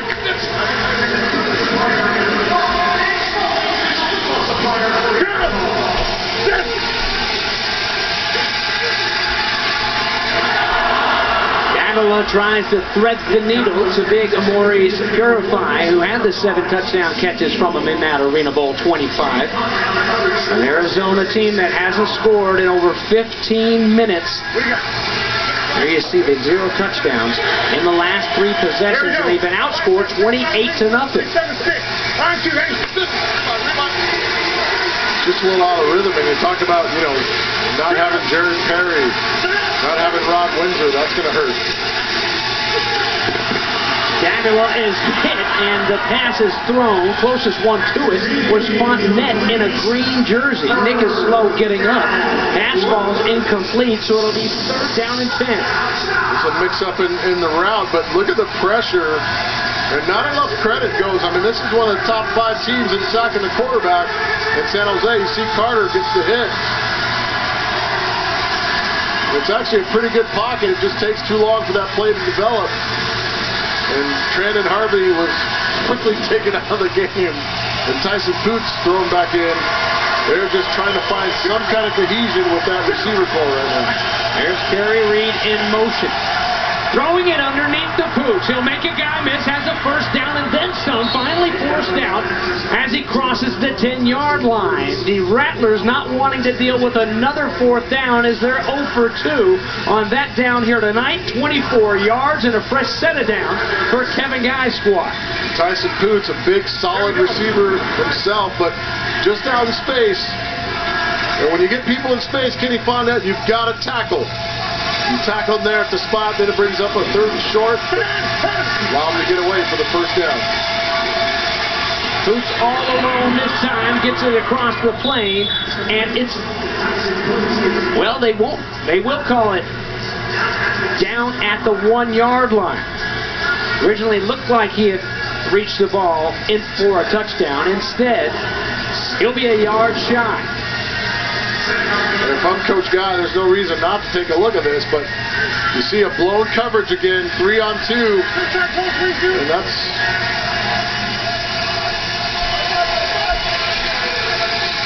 Remember, no Odie Armstrong in his 20 touchdowns here tonight, so instead, it'll be a keeper. Davila across the goal line for his 2nd rushing touchdown of the night to chip away at that big San Jose lead.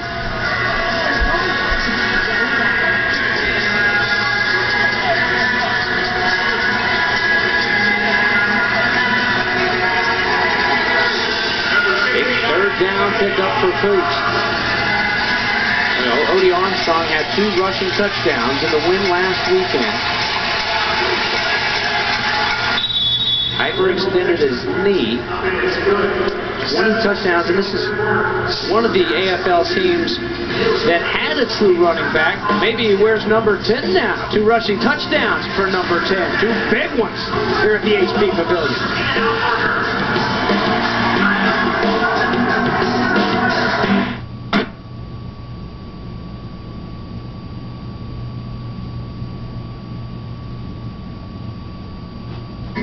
I make it easy. You make it fun. Pow! Our best is even bester. Get the best rate available when you book direct at Super8.com. Tomorrow at 8 p.m. Eastern, don't miss the best drivers in off-road short course racing as they go head-to-head and bumper-to-bumper. It's the Lucas Oil Racing Pro 4 and Pro Buggy Round 5 tomorrow at 8 p.m. Eastern, only on CBS Sports Network. Onside kick here, you're down 2 possessions. What do you think? Too early, Sid? And some trains of thought, but I'm a guy that likes to challenge my guys. I would go after it. I mean, I'm going to make a run right now. I might do it right here and then. I'm not going to wait.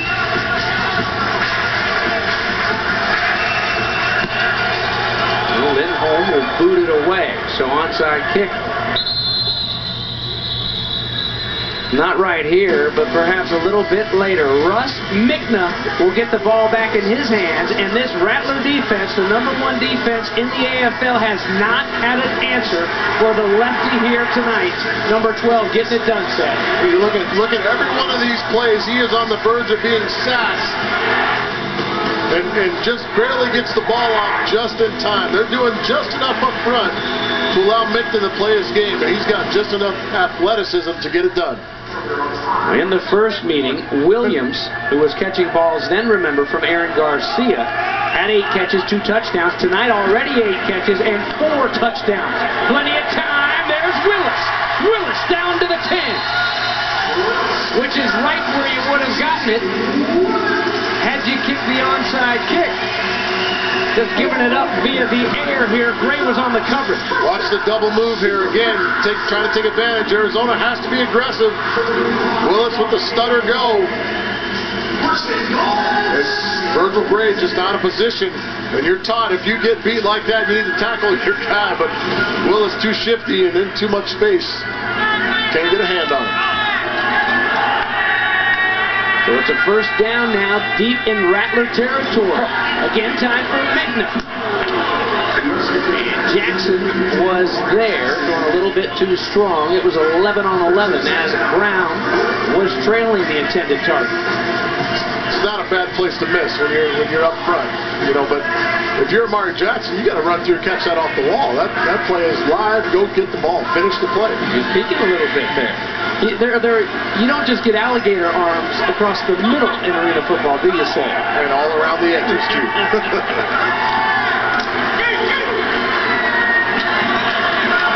We should get a flag here. There's no way. How's that not passing a football? Wow. Marquise Floyd climbed up and over the top of the 6'5" Huey Whitaker. We won't get a flag. You're going to see it's basically a triple end route. This is what you do to beat combination coverage.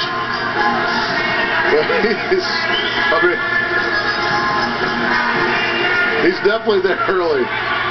But, you know, can't get all the calls. What happened to an Arizona pass rush that was dominant early in the first half? There's a little bit of a spark from Dukes. Forced out of the pocket, into the wall, and caught. Wow! Touchdown, Williams. 5 for fast Freddie Williams.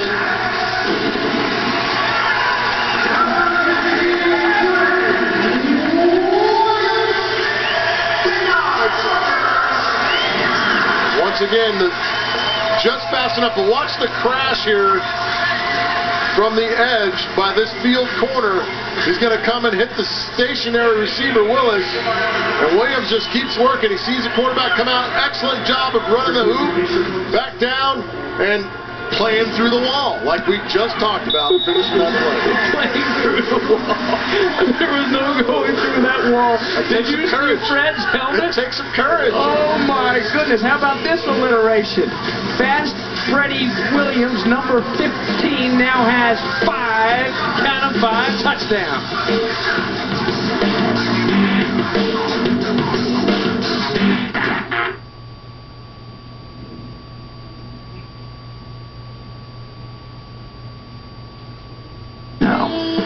Dreams of when we had just started playing.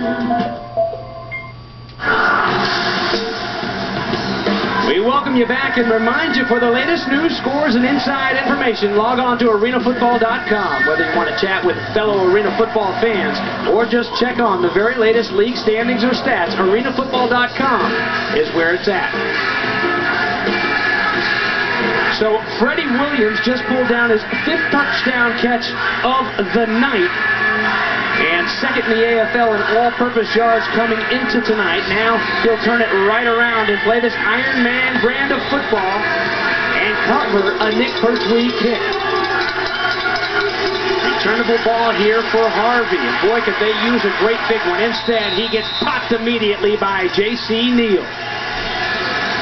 Talked about the greatness of Nick Davila, but he's been under duress and not really able to get in rhythm. Number one, Odie Armstrong, perhaps the best all-around fullback out of the game, not playing. Ron Windsor, one of the top receivers in the league, not playing. You see him just a little unsure, holding on the ball a little bit longer, taking some hits that we're not used to seeing him. It makes a big difference when you're out three of your big weapons. And Windsor, it's an injury you hear of, unfortunately, for Armstrong, a hyperextended knee, but Windsor fighting a staph infection. And the ball is picked off right into the hands of Fontenette. Fontenette sees nothing but end zone. Touchdown! Ken Fontenette, the pick six. And they keep pouring it on their big rivals here in the Western Division. This is one of those routes where you're trying to throw that stick route in the middle on timing, and you're going to watch Tyson Poots working a little bit too many moves. And the ball hits Fontenette right in the face. Poots is working too many moves. Nick throws it on timing. Poots not ready for it. And we just talked about the importance of having guys out there that you trust and know. Right there's a classic example. When you're not on the same page with your receiver, that's the kind of disastrous play that can happen. Extra point is good, and look at this, 56-28. Ken Fontenette, the former Houston Cougar, and just like Bushwick Bill, who was also from H-Town, the little big man, Buck roughing it up right now.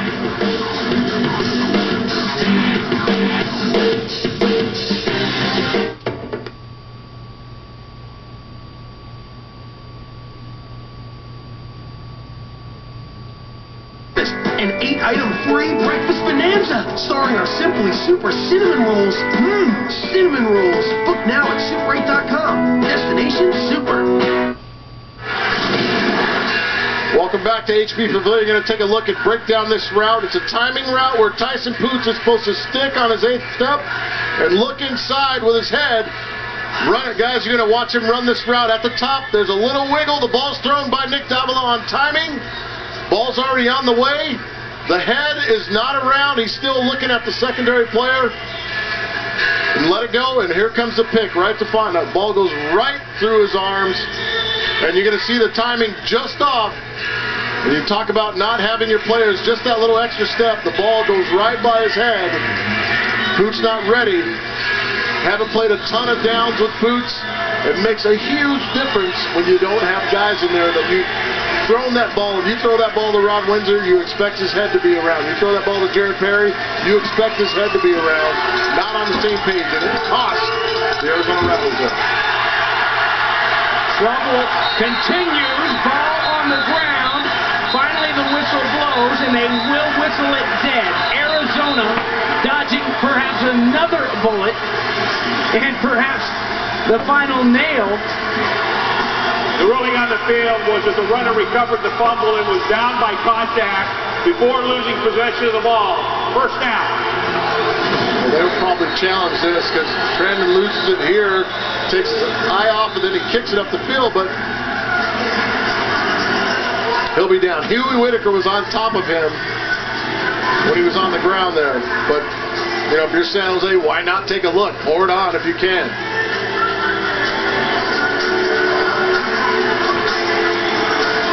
This is just not the effort. You know this isn't the effort.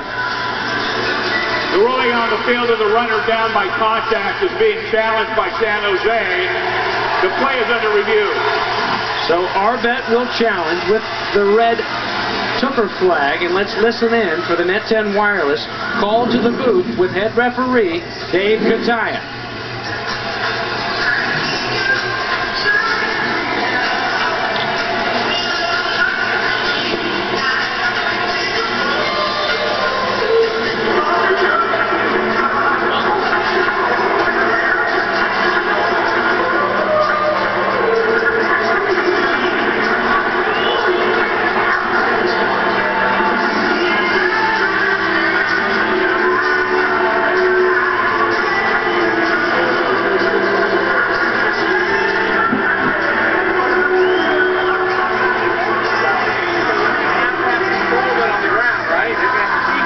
he possessed it, controlled it on the ground. That's what they're going to see, right? Then he got turned around. So I think it's your stand.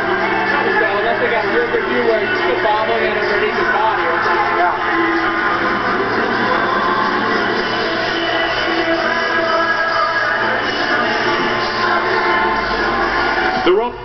The ruling on the field is confirmed. The Arizona runner had possession of the ball, was then hit by the defender, and the ball popped out. San Jose is charged with a timeout and a challenge.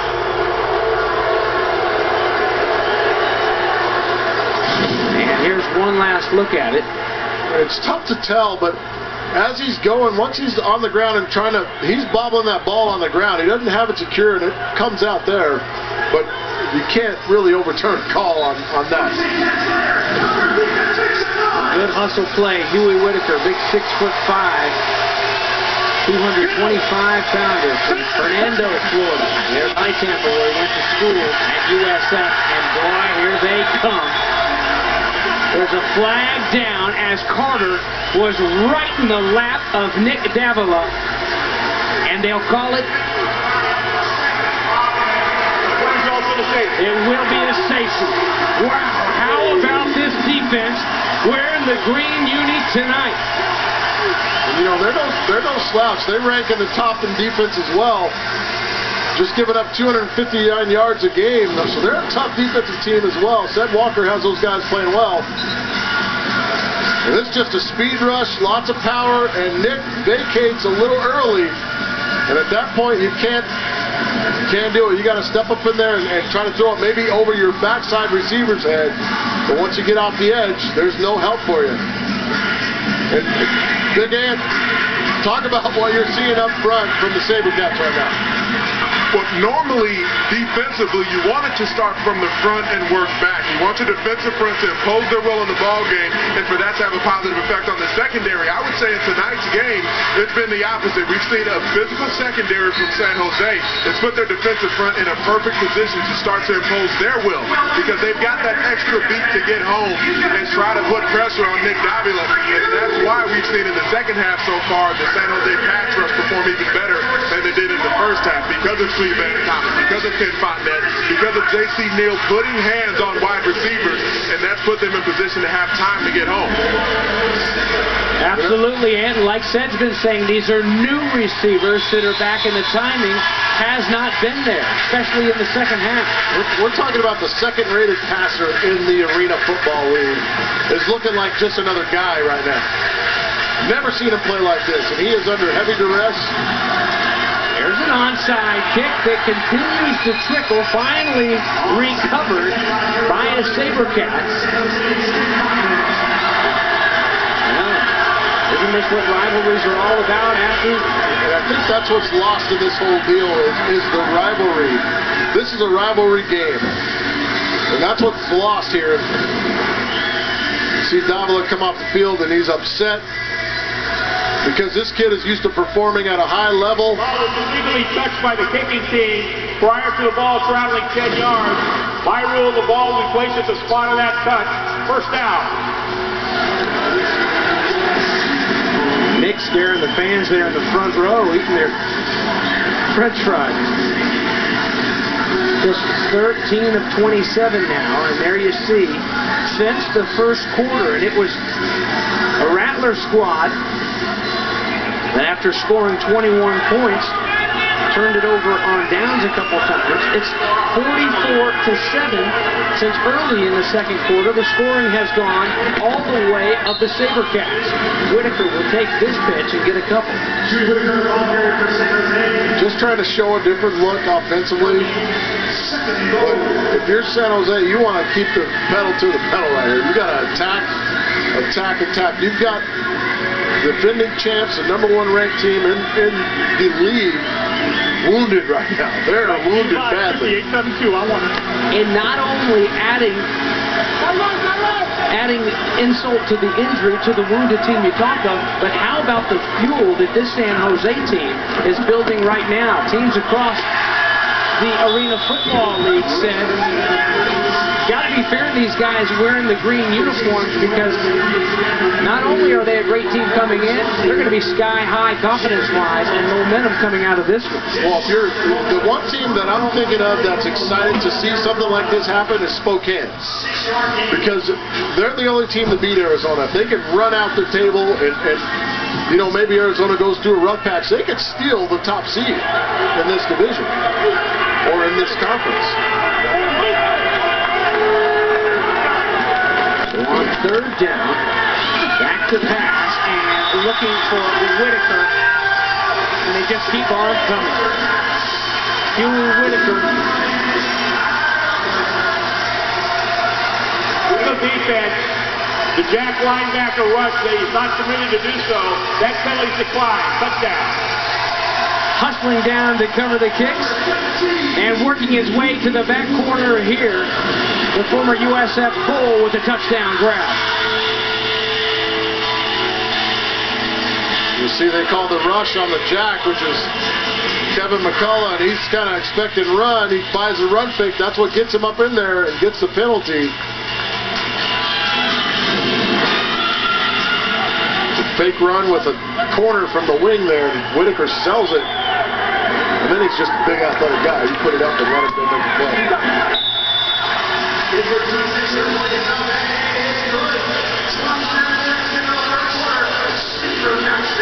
Now San Jose already leading this series, a tight one, 20-19, trying to run away with this one. Like earlier this year, it was 73-47 to Arizona. And that'll do it right there. Every time they've touched the ball, they've taken it to the house.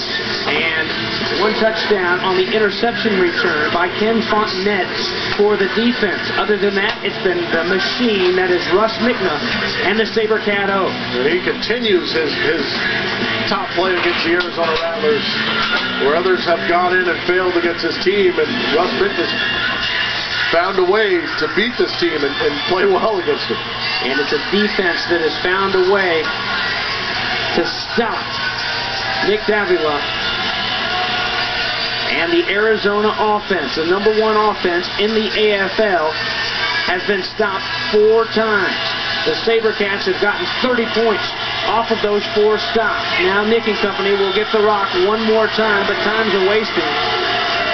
27 seconds left here in the third quarter.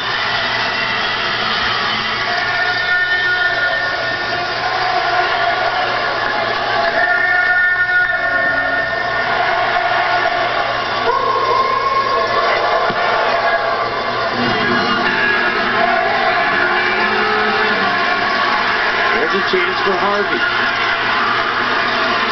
Swarmed at the 15. Now it's been a rough night for number 10, Sid. He struggled. He's had some issues early in the game, played well. It's a 4th down, incomplete, under duress here. You see the big hit by Carter. And that was huge right there. That's a huge play, interception return for a touchdown. Not playing the way we're used to watching him play. You know, funny, in our meeting with Kevin Guy earlier today, he said he got a little bit sloppy a couple of weeks ago. We had to kind of take a step backwards and get back to the basics.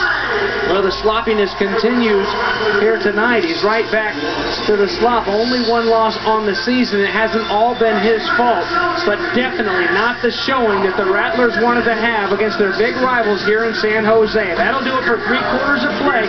Great big San Jose lead.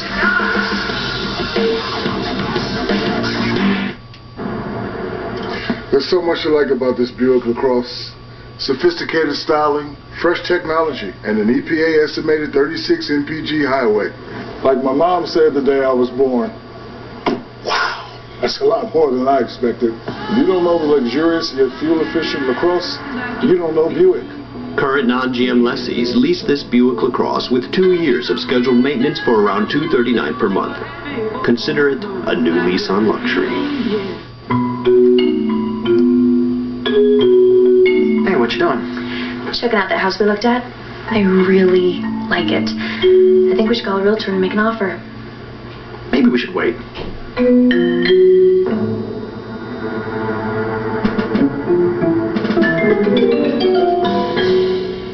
Buyers are in the market, but there's a shortage of homes for sale. If you've been thinking about selling, now may be the right time. Every market's different. Call a realtor today. My sister, the dentist, said my prescription caused dry mouth. How did I didn't understand? Act Dry Mouth is alcohol-free, has 7 moisturizers, plus fluoride to strengthen teeth. Act Dry Mouth. And to soothe dry mouth on the go, try new Dry Mouth lozenges. Earn more free nights when you join Wyndham Rewards. More super rewards mean more super days. More rewards, more super destinations. Join for free at super8.com. At LegalZoom, you can take care of virtually all your important legal matters in just minutes. Now it's quicker and easier for you to start your business, protect your family, and launch your dreams. At LegalZoom.com, we put the law on your side.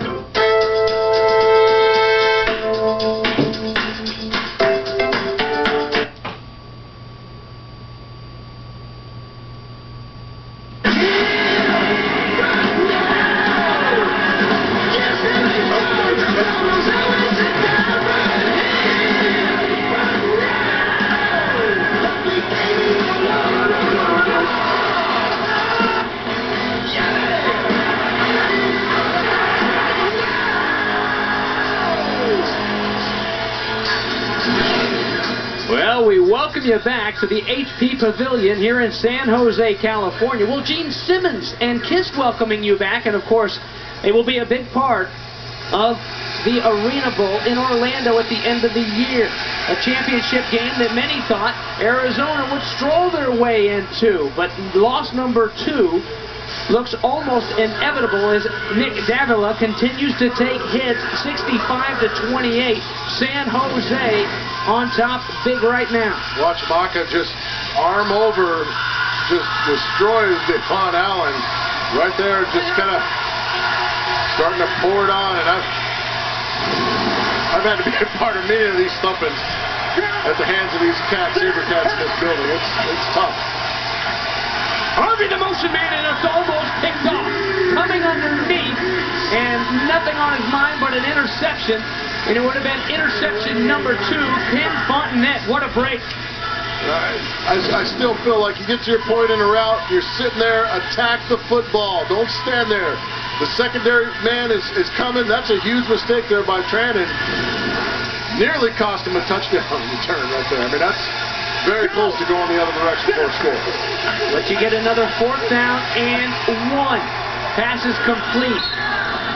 It's Durafine across the middle, run into the boards inside the 15-yard line of San Jose. PCP 4-4. Hit it quickly now, 5 steps. Right wing zoom, PCP 4-4, on way. Look at the wing is in motion here. He's going to run a post corner post. He's caught up coming out of the break as he was hit by Fontenette. Well, he's just getting too close to him to run that route. You can't get up on his toes that close. You want him to bite on something, so you need to give him room. You can't get up on his toes and just do it because he lets him grab.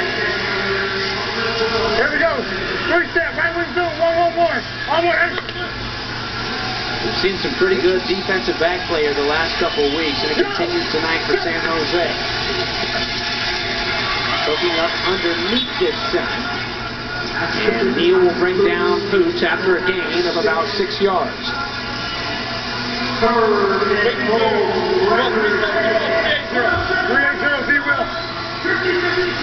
we go, 5 steps.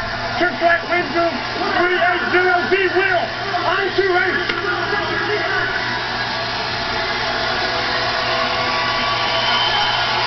Third down and 4 here for the Rattlers.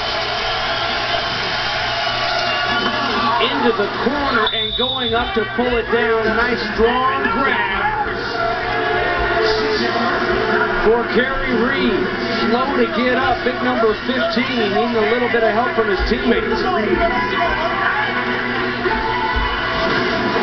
going to see this well designed. You're going to get across here, post there, and a wheel coming up the side by Reed there. You see the good route? And able to fit it in. Van Thomas nearly sticks it out. Well-delivered ball. Extra point is good, but the difference now still 30 points, 65 to 35 with 11:39 left to play. Little IREF angle for you as we go to break.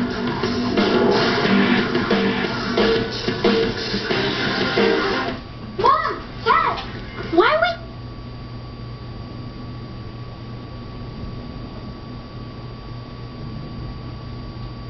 Network.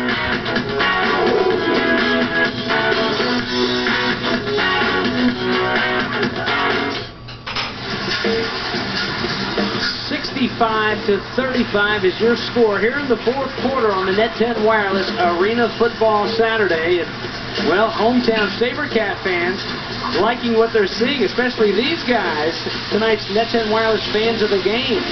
Fans will receive prize packs courtesy of Net 10 Wireless. They already got some camo scarves. It's Military Appreciation Night here at the HP Pavilion. Glad you can be with us here on a Saturday night. They call them scarves in Florida. They call them bandanas here in California. Dude. Pashminas. Sorry, sir. Got Seth Bonner up here with me. I'm James Bates. Anthony Herron here as well, having a good time in San Jose. It's Williams taking down. Definitely surprises me that they did an onside kick there. You know, you got to try and make a play. You got to try to get something to change, some momentum to change. Can't allow San Jose to methodically go down the field. They've been very patient, 3-4 minutes of drive, and putting points up, touchdowns. Well, so I'm onside there. Anthony, we're also seeing right there, and that is so high on Russ Mikna. Been phenomenal. Continues to strike. There is a flag down. That could be a blow to the head.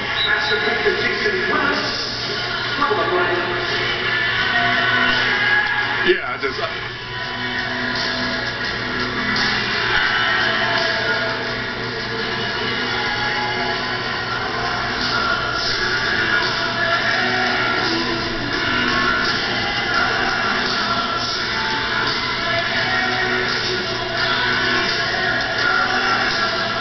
Waiting here for Dave Kataya's call. Personal foul, leg whip, number 64 offense. Penalties half the distance of the goal. Repeat first down. All right, Ant, there you go. And the leg whip there was on the inside move from Marcus Pittman, but you've certainly seen a great effort from Russ Mikna. Really the last 2 weeks since he's been back in the lineup. And this offensive front for San Jose, they've had to move a couple of pieces around, but even though their center Jordan Mudd, I don't think he's had a strong game tonight. As a front, they've played well enough, and it's really been a stellar effort from Russ Mikna getting the football out of his hands on time. Again, right here. Whoa! Almost right at you there, Ant. This is the problem when you try to run screens, Anthony, against a team with such aggressive secondary, a team that's known for playing press coverage. You can't do it. They try to set the slow screen up to the receiver on the backside. Didn't see that Marquise Floyd had crept up into press coverage, and that's why that play was ruined. Well, instead, Anthony mentioned last week as well, in the loss to Iowa, Mikna went 28 of 39 for 9 touchdowns and 0 interceptions. 0 here tonight, almost threw his first, and it would have been a big one for the Arizona defense. Instead, they'll keep on chipping away down the field. Here's Whitaker with the catch. And this is, I mean, you've got to tighten the coverage up here. You see the nice bench route there by Whitaker? Brings up a manageable 3rd and short. I'm expecting Arizona to come out and be in tight coverage here. Expecting press. You've got to make a play right here. And it's almost the same mindset as kicking an onside kick. You've given up a touchdown every time they've touched the ball anyway. Pay me now or pay me later. Mikna with time. Trying to get a little bit of separation. Nobody touched him. Whitaker pushes off the defender, catches the ball, pops right back up, and keeps on going. Everything going the way of the I feel like Russ might have got a little greedy on that. He had the first down in rhythm if he throws it on the hook route. But they're coming in here coming inside with the PC route right there. And then watch Whitaker on the wheel. Kellum has it covered, but watch Whitaker pull it down right there. I mean, you know, when you're feeling it, this is the kind of throw you make. Instead of taking a sure thing on the post curl, he's putting up a clinic on the Rattlers right now for his 9th touchdown pass. Well, Jason Willis back into the end zone. The former Oregon Duck walked on at Oregon and ended up as a 2-year starter. And showing you why right here. The speed to get open and the hands to pull it down. Maybe the only blemish of the night is nobody in there to snap this ball. Finally, we'll get it taken care of. The deep snapper that time, Jabari Fletcher, and the extra point is good. You know, Jason Willis was at 5 different stops with Aaron Garcia. Folks around here now saying, who's Aaron Garcia? Russ Mikna's the guy now.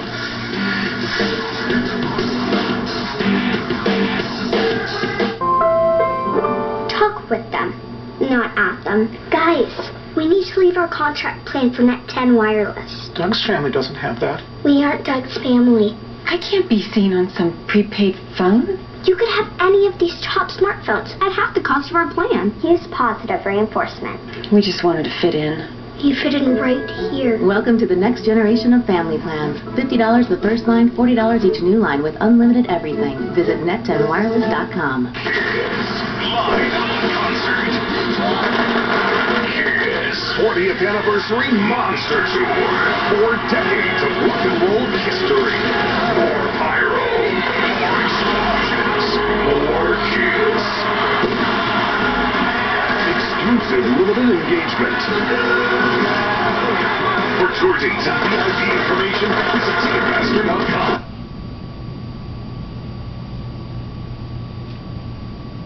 Zoom.com, we put the law on your side. That's right, 72 for the SaberCats. More points than anybody has scored against this Arizona defense all season long. And here's tonight's Net 10 Wireless hit of the game.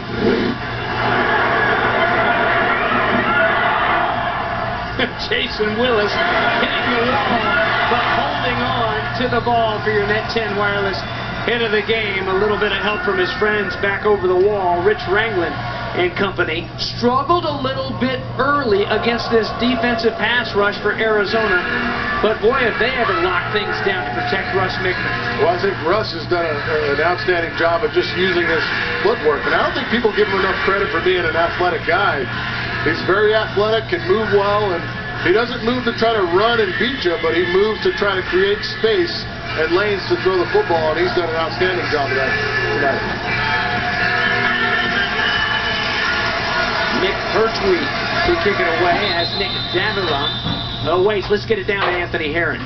I'm with the man of the hour so far tonight. 9 touchdowns, 2nd consecutive week for you, Russ Mikna. After a concussion a couple of weeks ago, how have you been so hot being back in the lineup? You know, I think it's just part of our progression, part of our progress as a team. You know, we're coming along. We're starting to get on the same page. You know, coming in mid-season like I did, we had a lot of things that we had to, you know, kind of work through and get on the same page with it.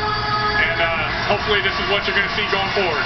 You haven't gotten a taste of championship as a player in the Arena Football League yet. Do you feel like tonight's effort is a sign that this team has that sort of ability?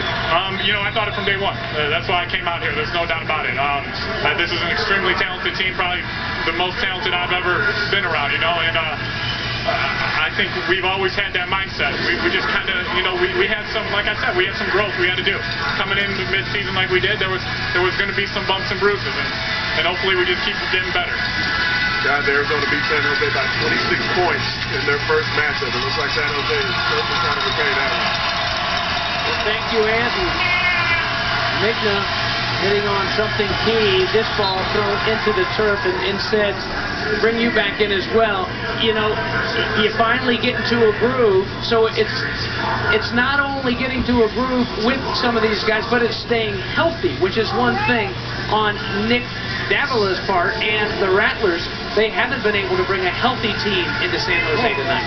No, but they would make no excuses. They expect anybody they plug in to come in and do the job. You still got the gunslinger.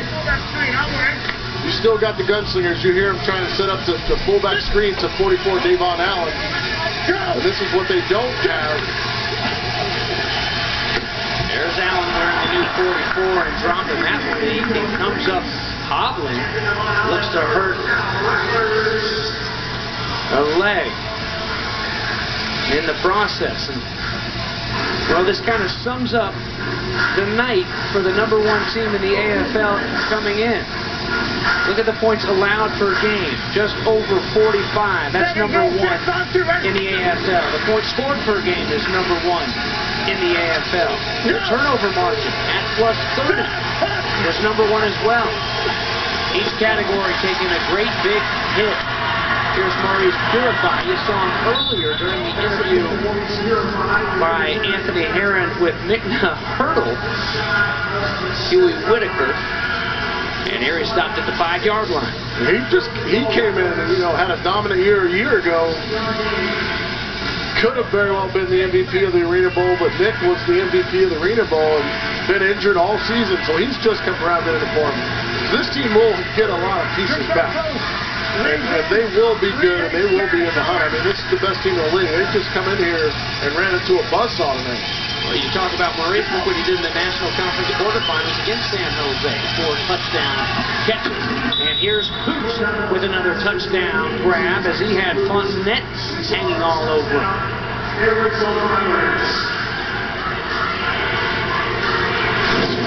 They bring Poots in the red zone area, and he's just going to run through the physical play. Crossing route, beats Fontenette across his face, well-delivered ball and on time. We just haven't been able to see enough of that from the Rattlers today.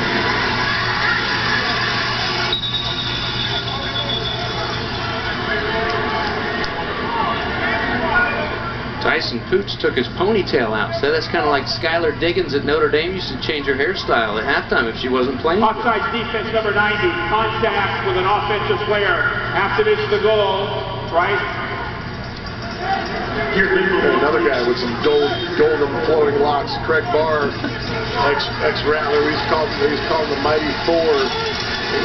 He didn't have the ponytail. He just had it hanging out of his helmet. I can't figure out if Poots now looks like Thor or Rocky Dennis. We'll go with Thor. Take care of him. The big red mane.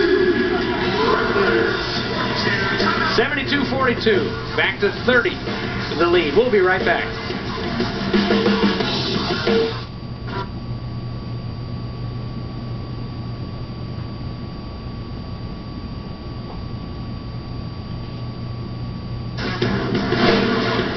Arena Football League on CBS Sports Network is being brought to you by Net10 Wireless. No contract wireless on America's best networks. And by Bud Light. It's the sure sign of a good time. Here we go.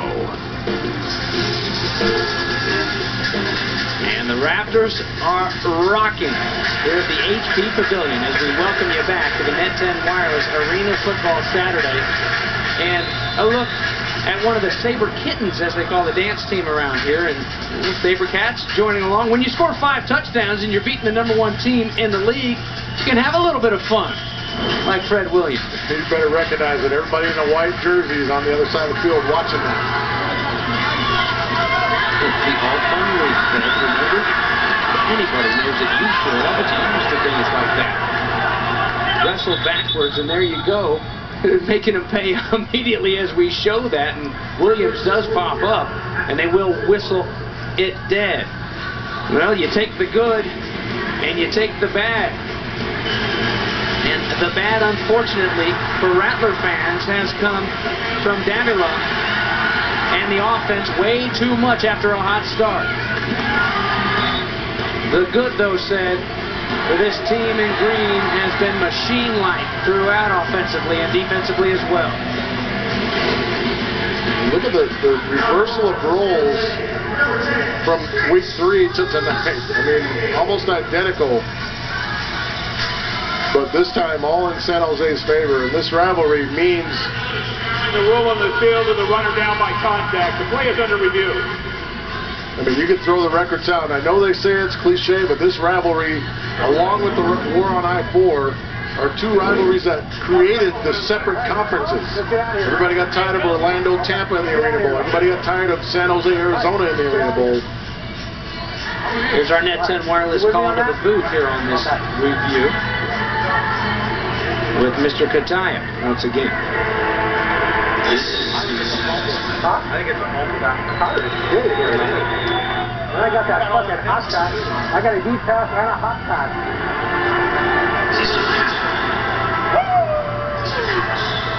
San Jose goes bitching to me about the center moving a fucking ball and saying, no, coach, you just want to adjustment. You've been doing the whole fucking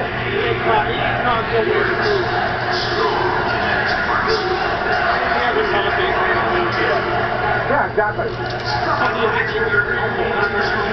I think so.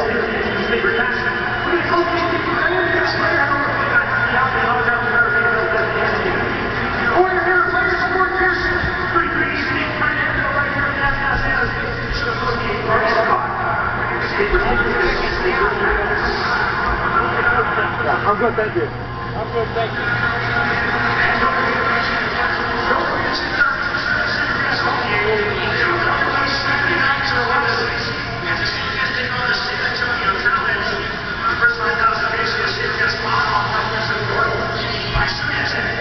I look like purple.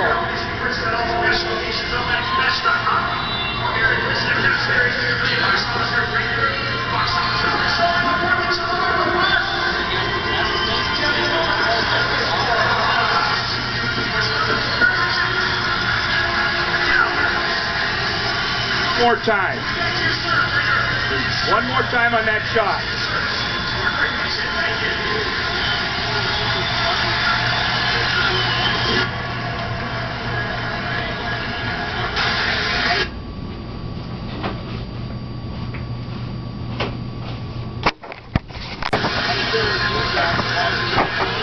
Yeah, we're not, I can't, the problem is I can't see that left knee. Give me that knee again. I need to see that knee down for number 15 Green. That left knee could very well be down.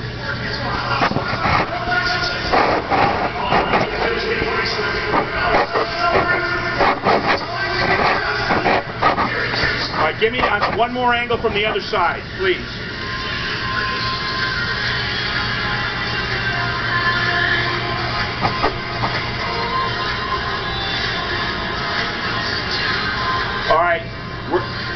We're going to go with stands because that knee appears to be down, but I can't tell for sure.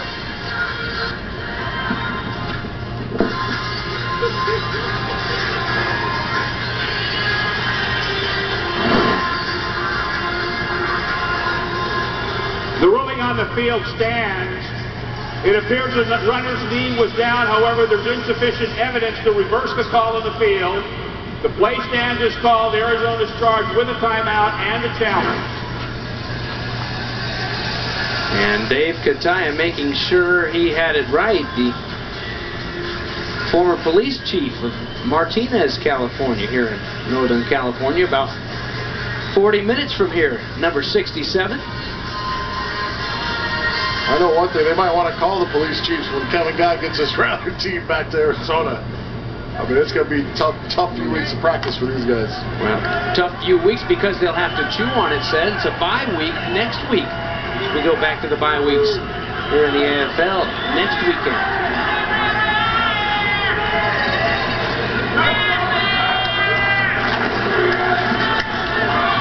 There's a flag on the play, and, well, y'all know this name from his college football days and now arena football. Mitch Mustaine, the former Arkansas Razorback to start and then USC Trojan. We'll check this flag here right quick. Illegal formation. Offense. There must be daylight between the running back and the lineman. Penalties after this to the goal. Repeat. First down. Mustang, 6'3", 220-pounder that originally signed in the AFL with the Georgia Force, but agreed to a minor league deal with the Chicago White Sox before finding his way here to San Jose.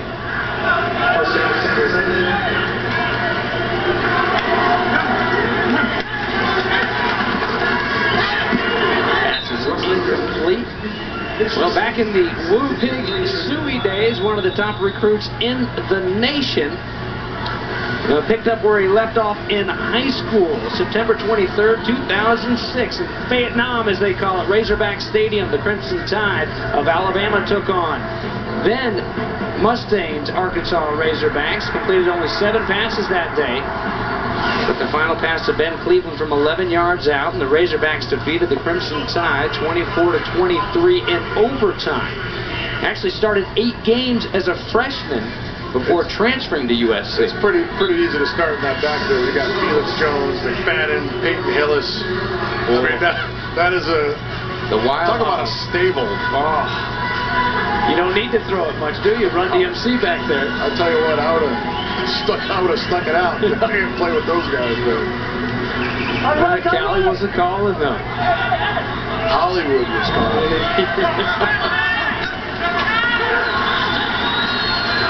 Fires that one out there to Williams, and Brown is there in a hurry.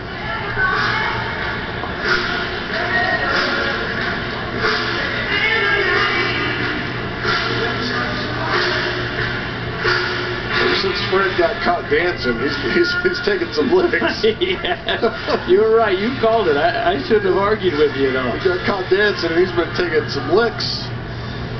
Well, Gus Malzahn went with Mustang out of high school to Arkansas, now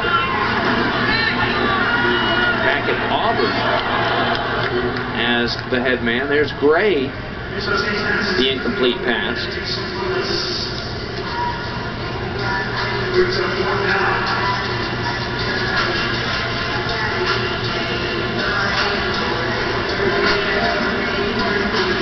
And looks like we may get a chance to see a field goal attempt by Nick Pertwee. And it's the Arizona team that leads the AFL with 6 field goals made on only 12 attempts. That's right in this far into the season, week 13. Only 12 attempts, but there's a flag down. We won't get this one started. 63-yard attempt coming. Well, this is going to end up being what you call a pooch kick. You're going to see this ball kicked somewhere down in that area right about in there, behind the up back on both sides. Either way they could go with it. Excuse me, back a little further, but back in that area down there. You want to try to cover it and Smith, there's no way he's going to, I mean, this is a long field goal. You just want to get it out of there without giving up a cheap score.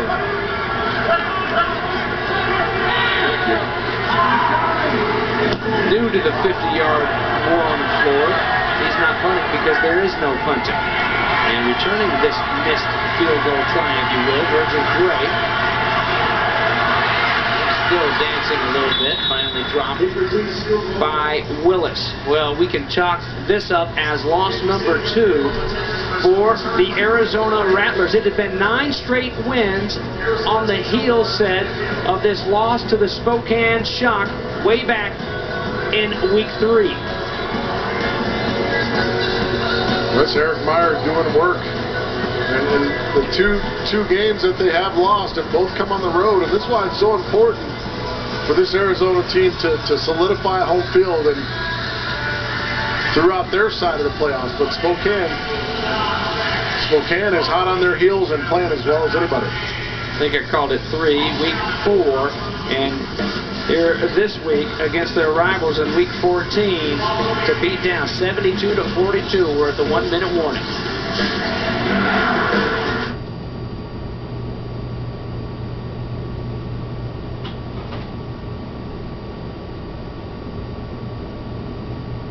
Refreshing No Mess Spray. New Gold Bond Powder Spray. Stay cool with Gold Bond.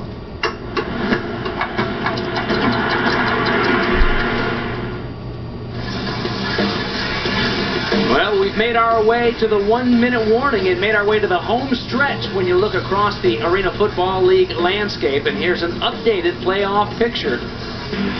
The division leaders, Jacksonville, getting a little bit of space on Tampa Bay with the Storm losing tonight. Jacksonville winners in a close one. Philadelphia at 8-5. Already clinching a playoff spot. Arizona for the 5th year in a row. And their 9-game win streak, of course, will stop tonight. And Chicago refuses to lose away from the Windy City. Chicago, a division leader as well. Gentleman knows quite a bit about the Windy City. Grew up there and still lives there. With the commissioner, Jerry Kurz, is Anthony Herron. Mr. Commissioner, there were a number of years, about a decade, where the Arena Football League did not elect any Hall of Fame classes. Now in recent years, you've brought it back. Why was it so important? It honors not only our players, our coaches, but also our fans who've given so much to the game to have a Hall of Fame class, and that's why we brought it back, and we're going to have it. The opportunity this season, we announced the 10 finalists earlier in the year. And so from here, we talked about it earlier, what are the fans going to have the opportunity to do now to be involved? As we talked about, our fans are involved in our game in every aspect. Starting Monday, they get to go to arenafootball.com, click on the link to vote for their choice of Hall of Fame members, the 5, and as well as voting for Dream Team members. We want them to do that too. Mr. Jerry Kurz, plugging that AFL website, guys.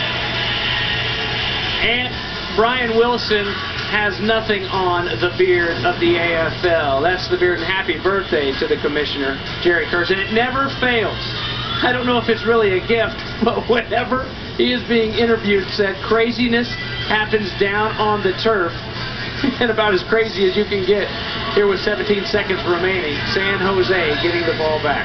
Well, you see J.C. Neal, just a little poke at the very end of that play. He doesn't give it up. And doesn't want to give up the score. Mustang is going to give a ball away to a fan who never thought they'd get one up in row 30.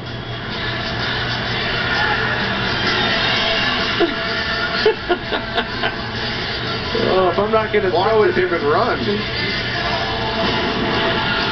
You got to take advantage of the few times you throw it when you're behind Mikna.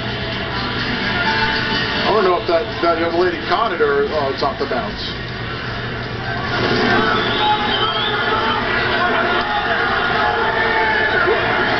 Back to throw again. He's hitting the legs as he throws that one.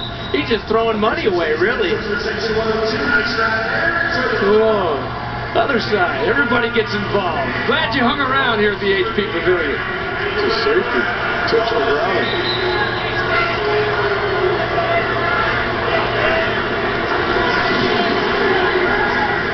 No flags down. Number 15 was an eligible receiver and was in the area. There's no foul in the play.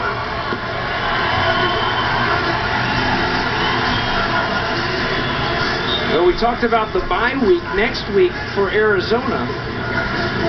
And after this big win against their division rivals, they'll go to Utah and take on the Blaze. The Blaze, with a big win last week over Jacksonville. Losing big at Spokane. Last night, it was Friday night game in the AFL. And that'll do it. Russ Mikna started it off. Mitch Mustang will finish it with the star of the show, Russ Mikna, number 12, going 24 of 37 for 313 yards. And in back-to-back weeks, he's thrown 9 touchdowns with 0 interceptions. Mikna and this mean green machine starting to roll as we head down the home stretch towards postseason play. And right now, he joins Anthony Herron down on the floor. Russ, offensively, you guys played well last week, but you came out with a loss. Tonight, it seems like everything came together for this football team. Do you feel like now this is the time where everyone's starting to play their best ball? I hope so. You know, we got to hold it together for a few weeks and keep going. You know, like I'm going to keep on using this word every time you talk to me, growth and progress. You know what I mean? That's what we're doing.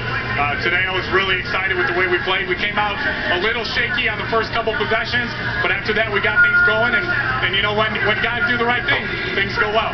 We've talked a lot about what happens on the field, but off the field with this team and an outfit that you didn't start with in the preseason, have you gotten to know the guys in that huddle well enough where you can start to pull them aside and work on some of the nuances? I think we're getting there. You know, you're seeing it slowly build each week, and we're getting to that point. You know, like you said, that's a hard environment to come into because we're already in the middle of the season. We're playing games. Guys are trying to recover and get ready for the next week as opposed to having that time in training camp to really talk about those nuances and that kind of thing. So, you know, it's taken us a few weeks, but hopefully we're getting there.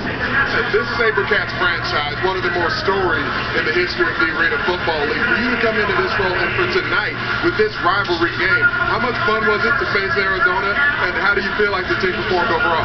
It's exciting. You know, that's why you play this game, is for games like this. You know, we're going to see them again. They're a great team today, you know, or they're a great team if we didn't see them today. We see them again, we're going to see a different team. There's no doubt about that. Well, we've seen these teams. They play twice this season, 1-1 in the regular season. Who knows? Maybe we will see this matchup again in the postseason, guys. Well, thank you, Anthony. And you know what? Kevin Guy came into our production meeting earlier today, and one of the first things he said to us, Cedric, was, you know what? I hated to see my old team lose for them, but I also hated to see it for us, because if it were to end today, the regular season, the playoff picture would pit these two teams against each other, and right now we're finding out why he didn't want that matchup. Right, the history is too big. There's been too many meaningful games throughout the history of the Arena League with these two teams involved, especially in the playoffs.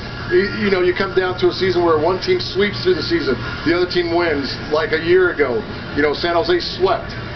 Arizona won the Arena Bowl. So it's so crazy with the history of this rivalry.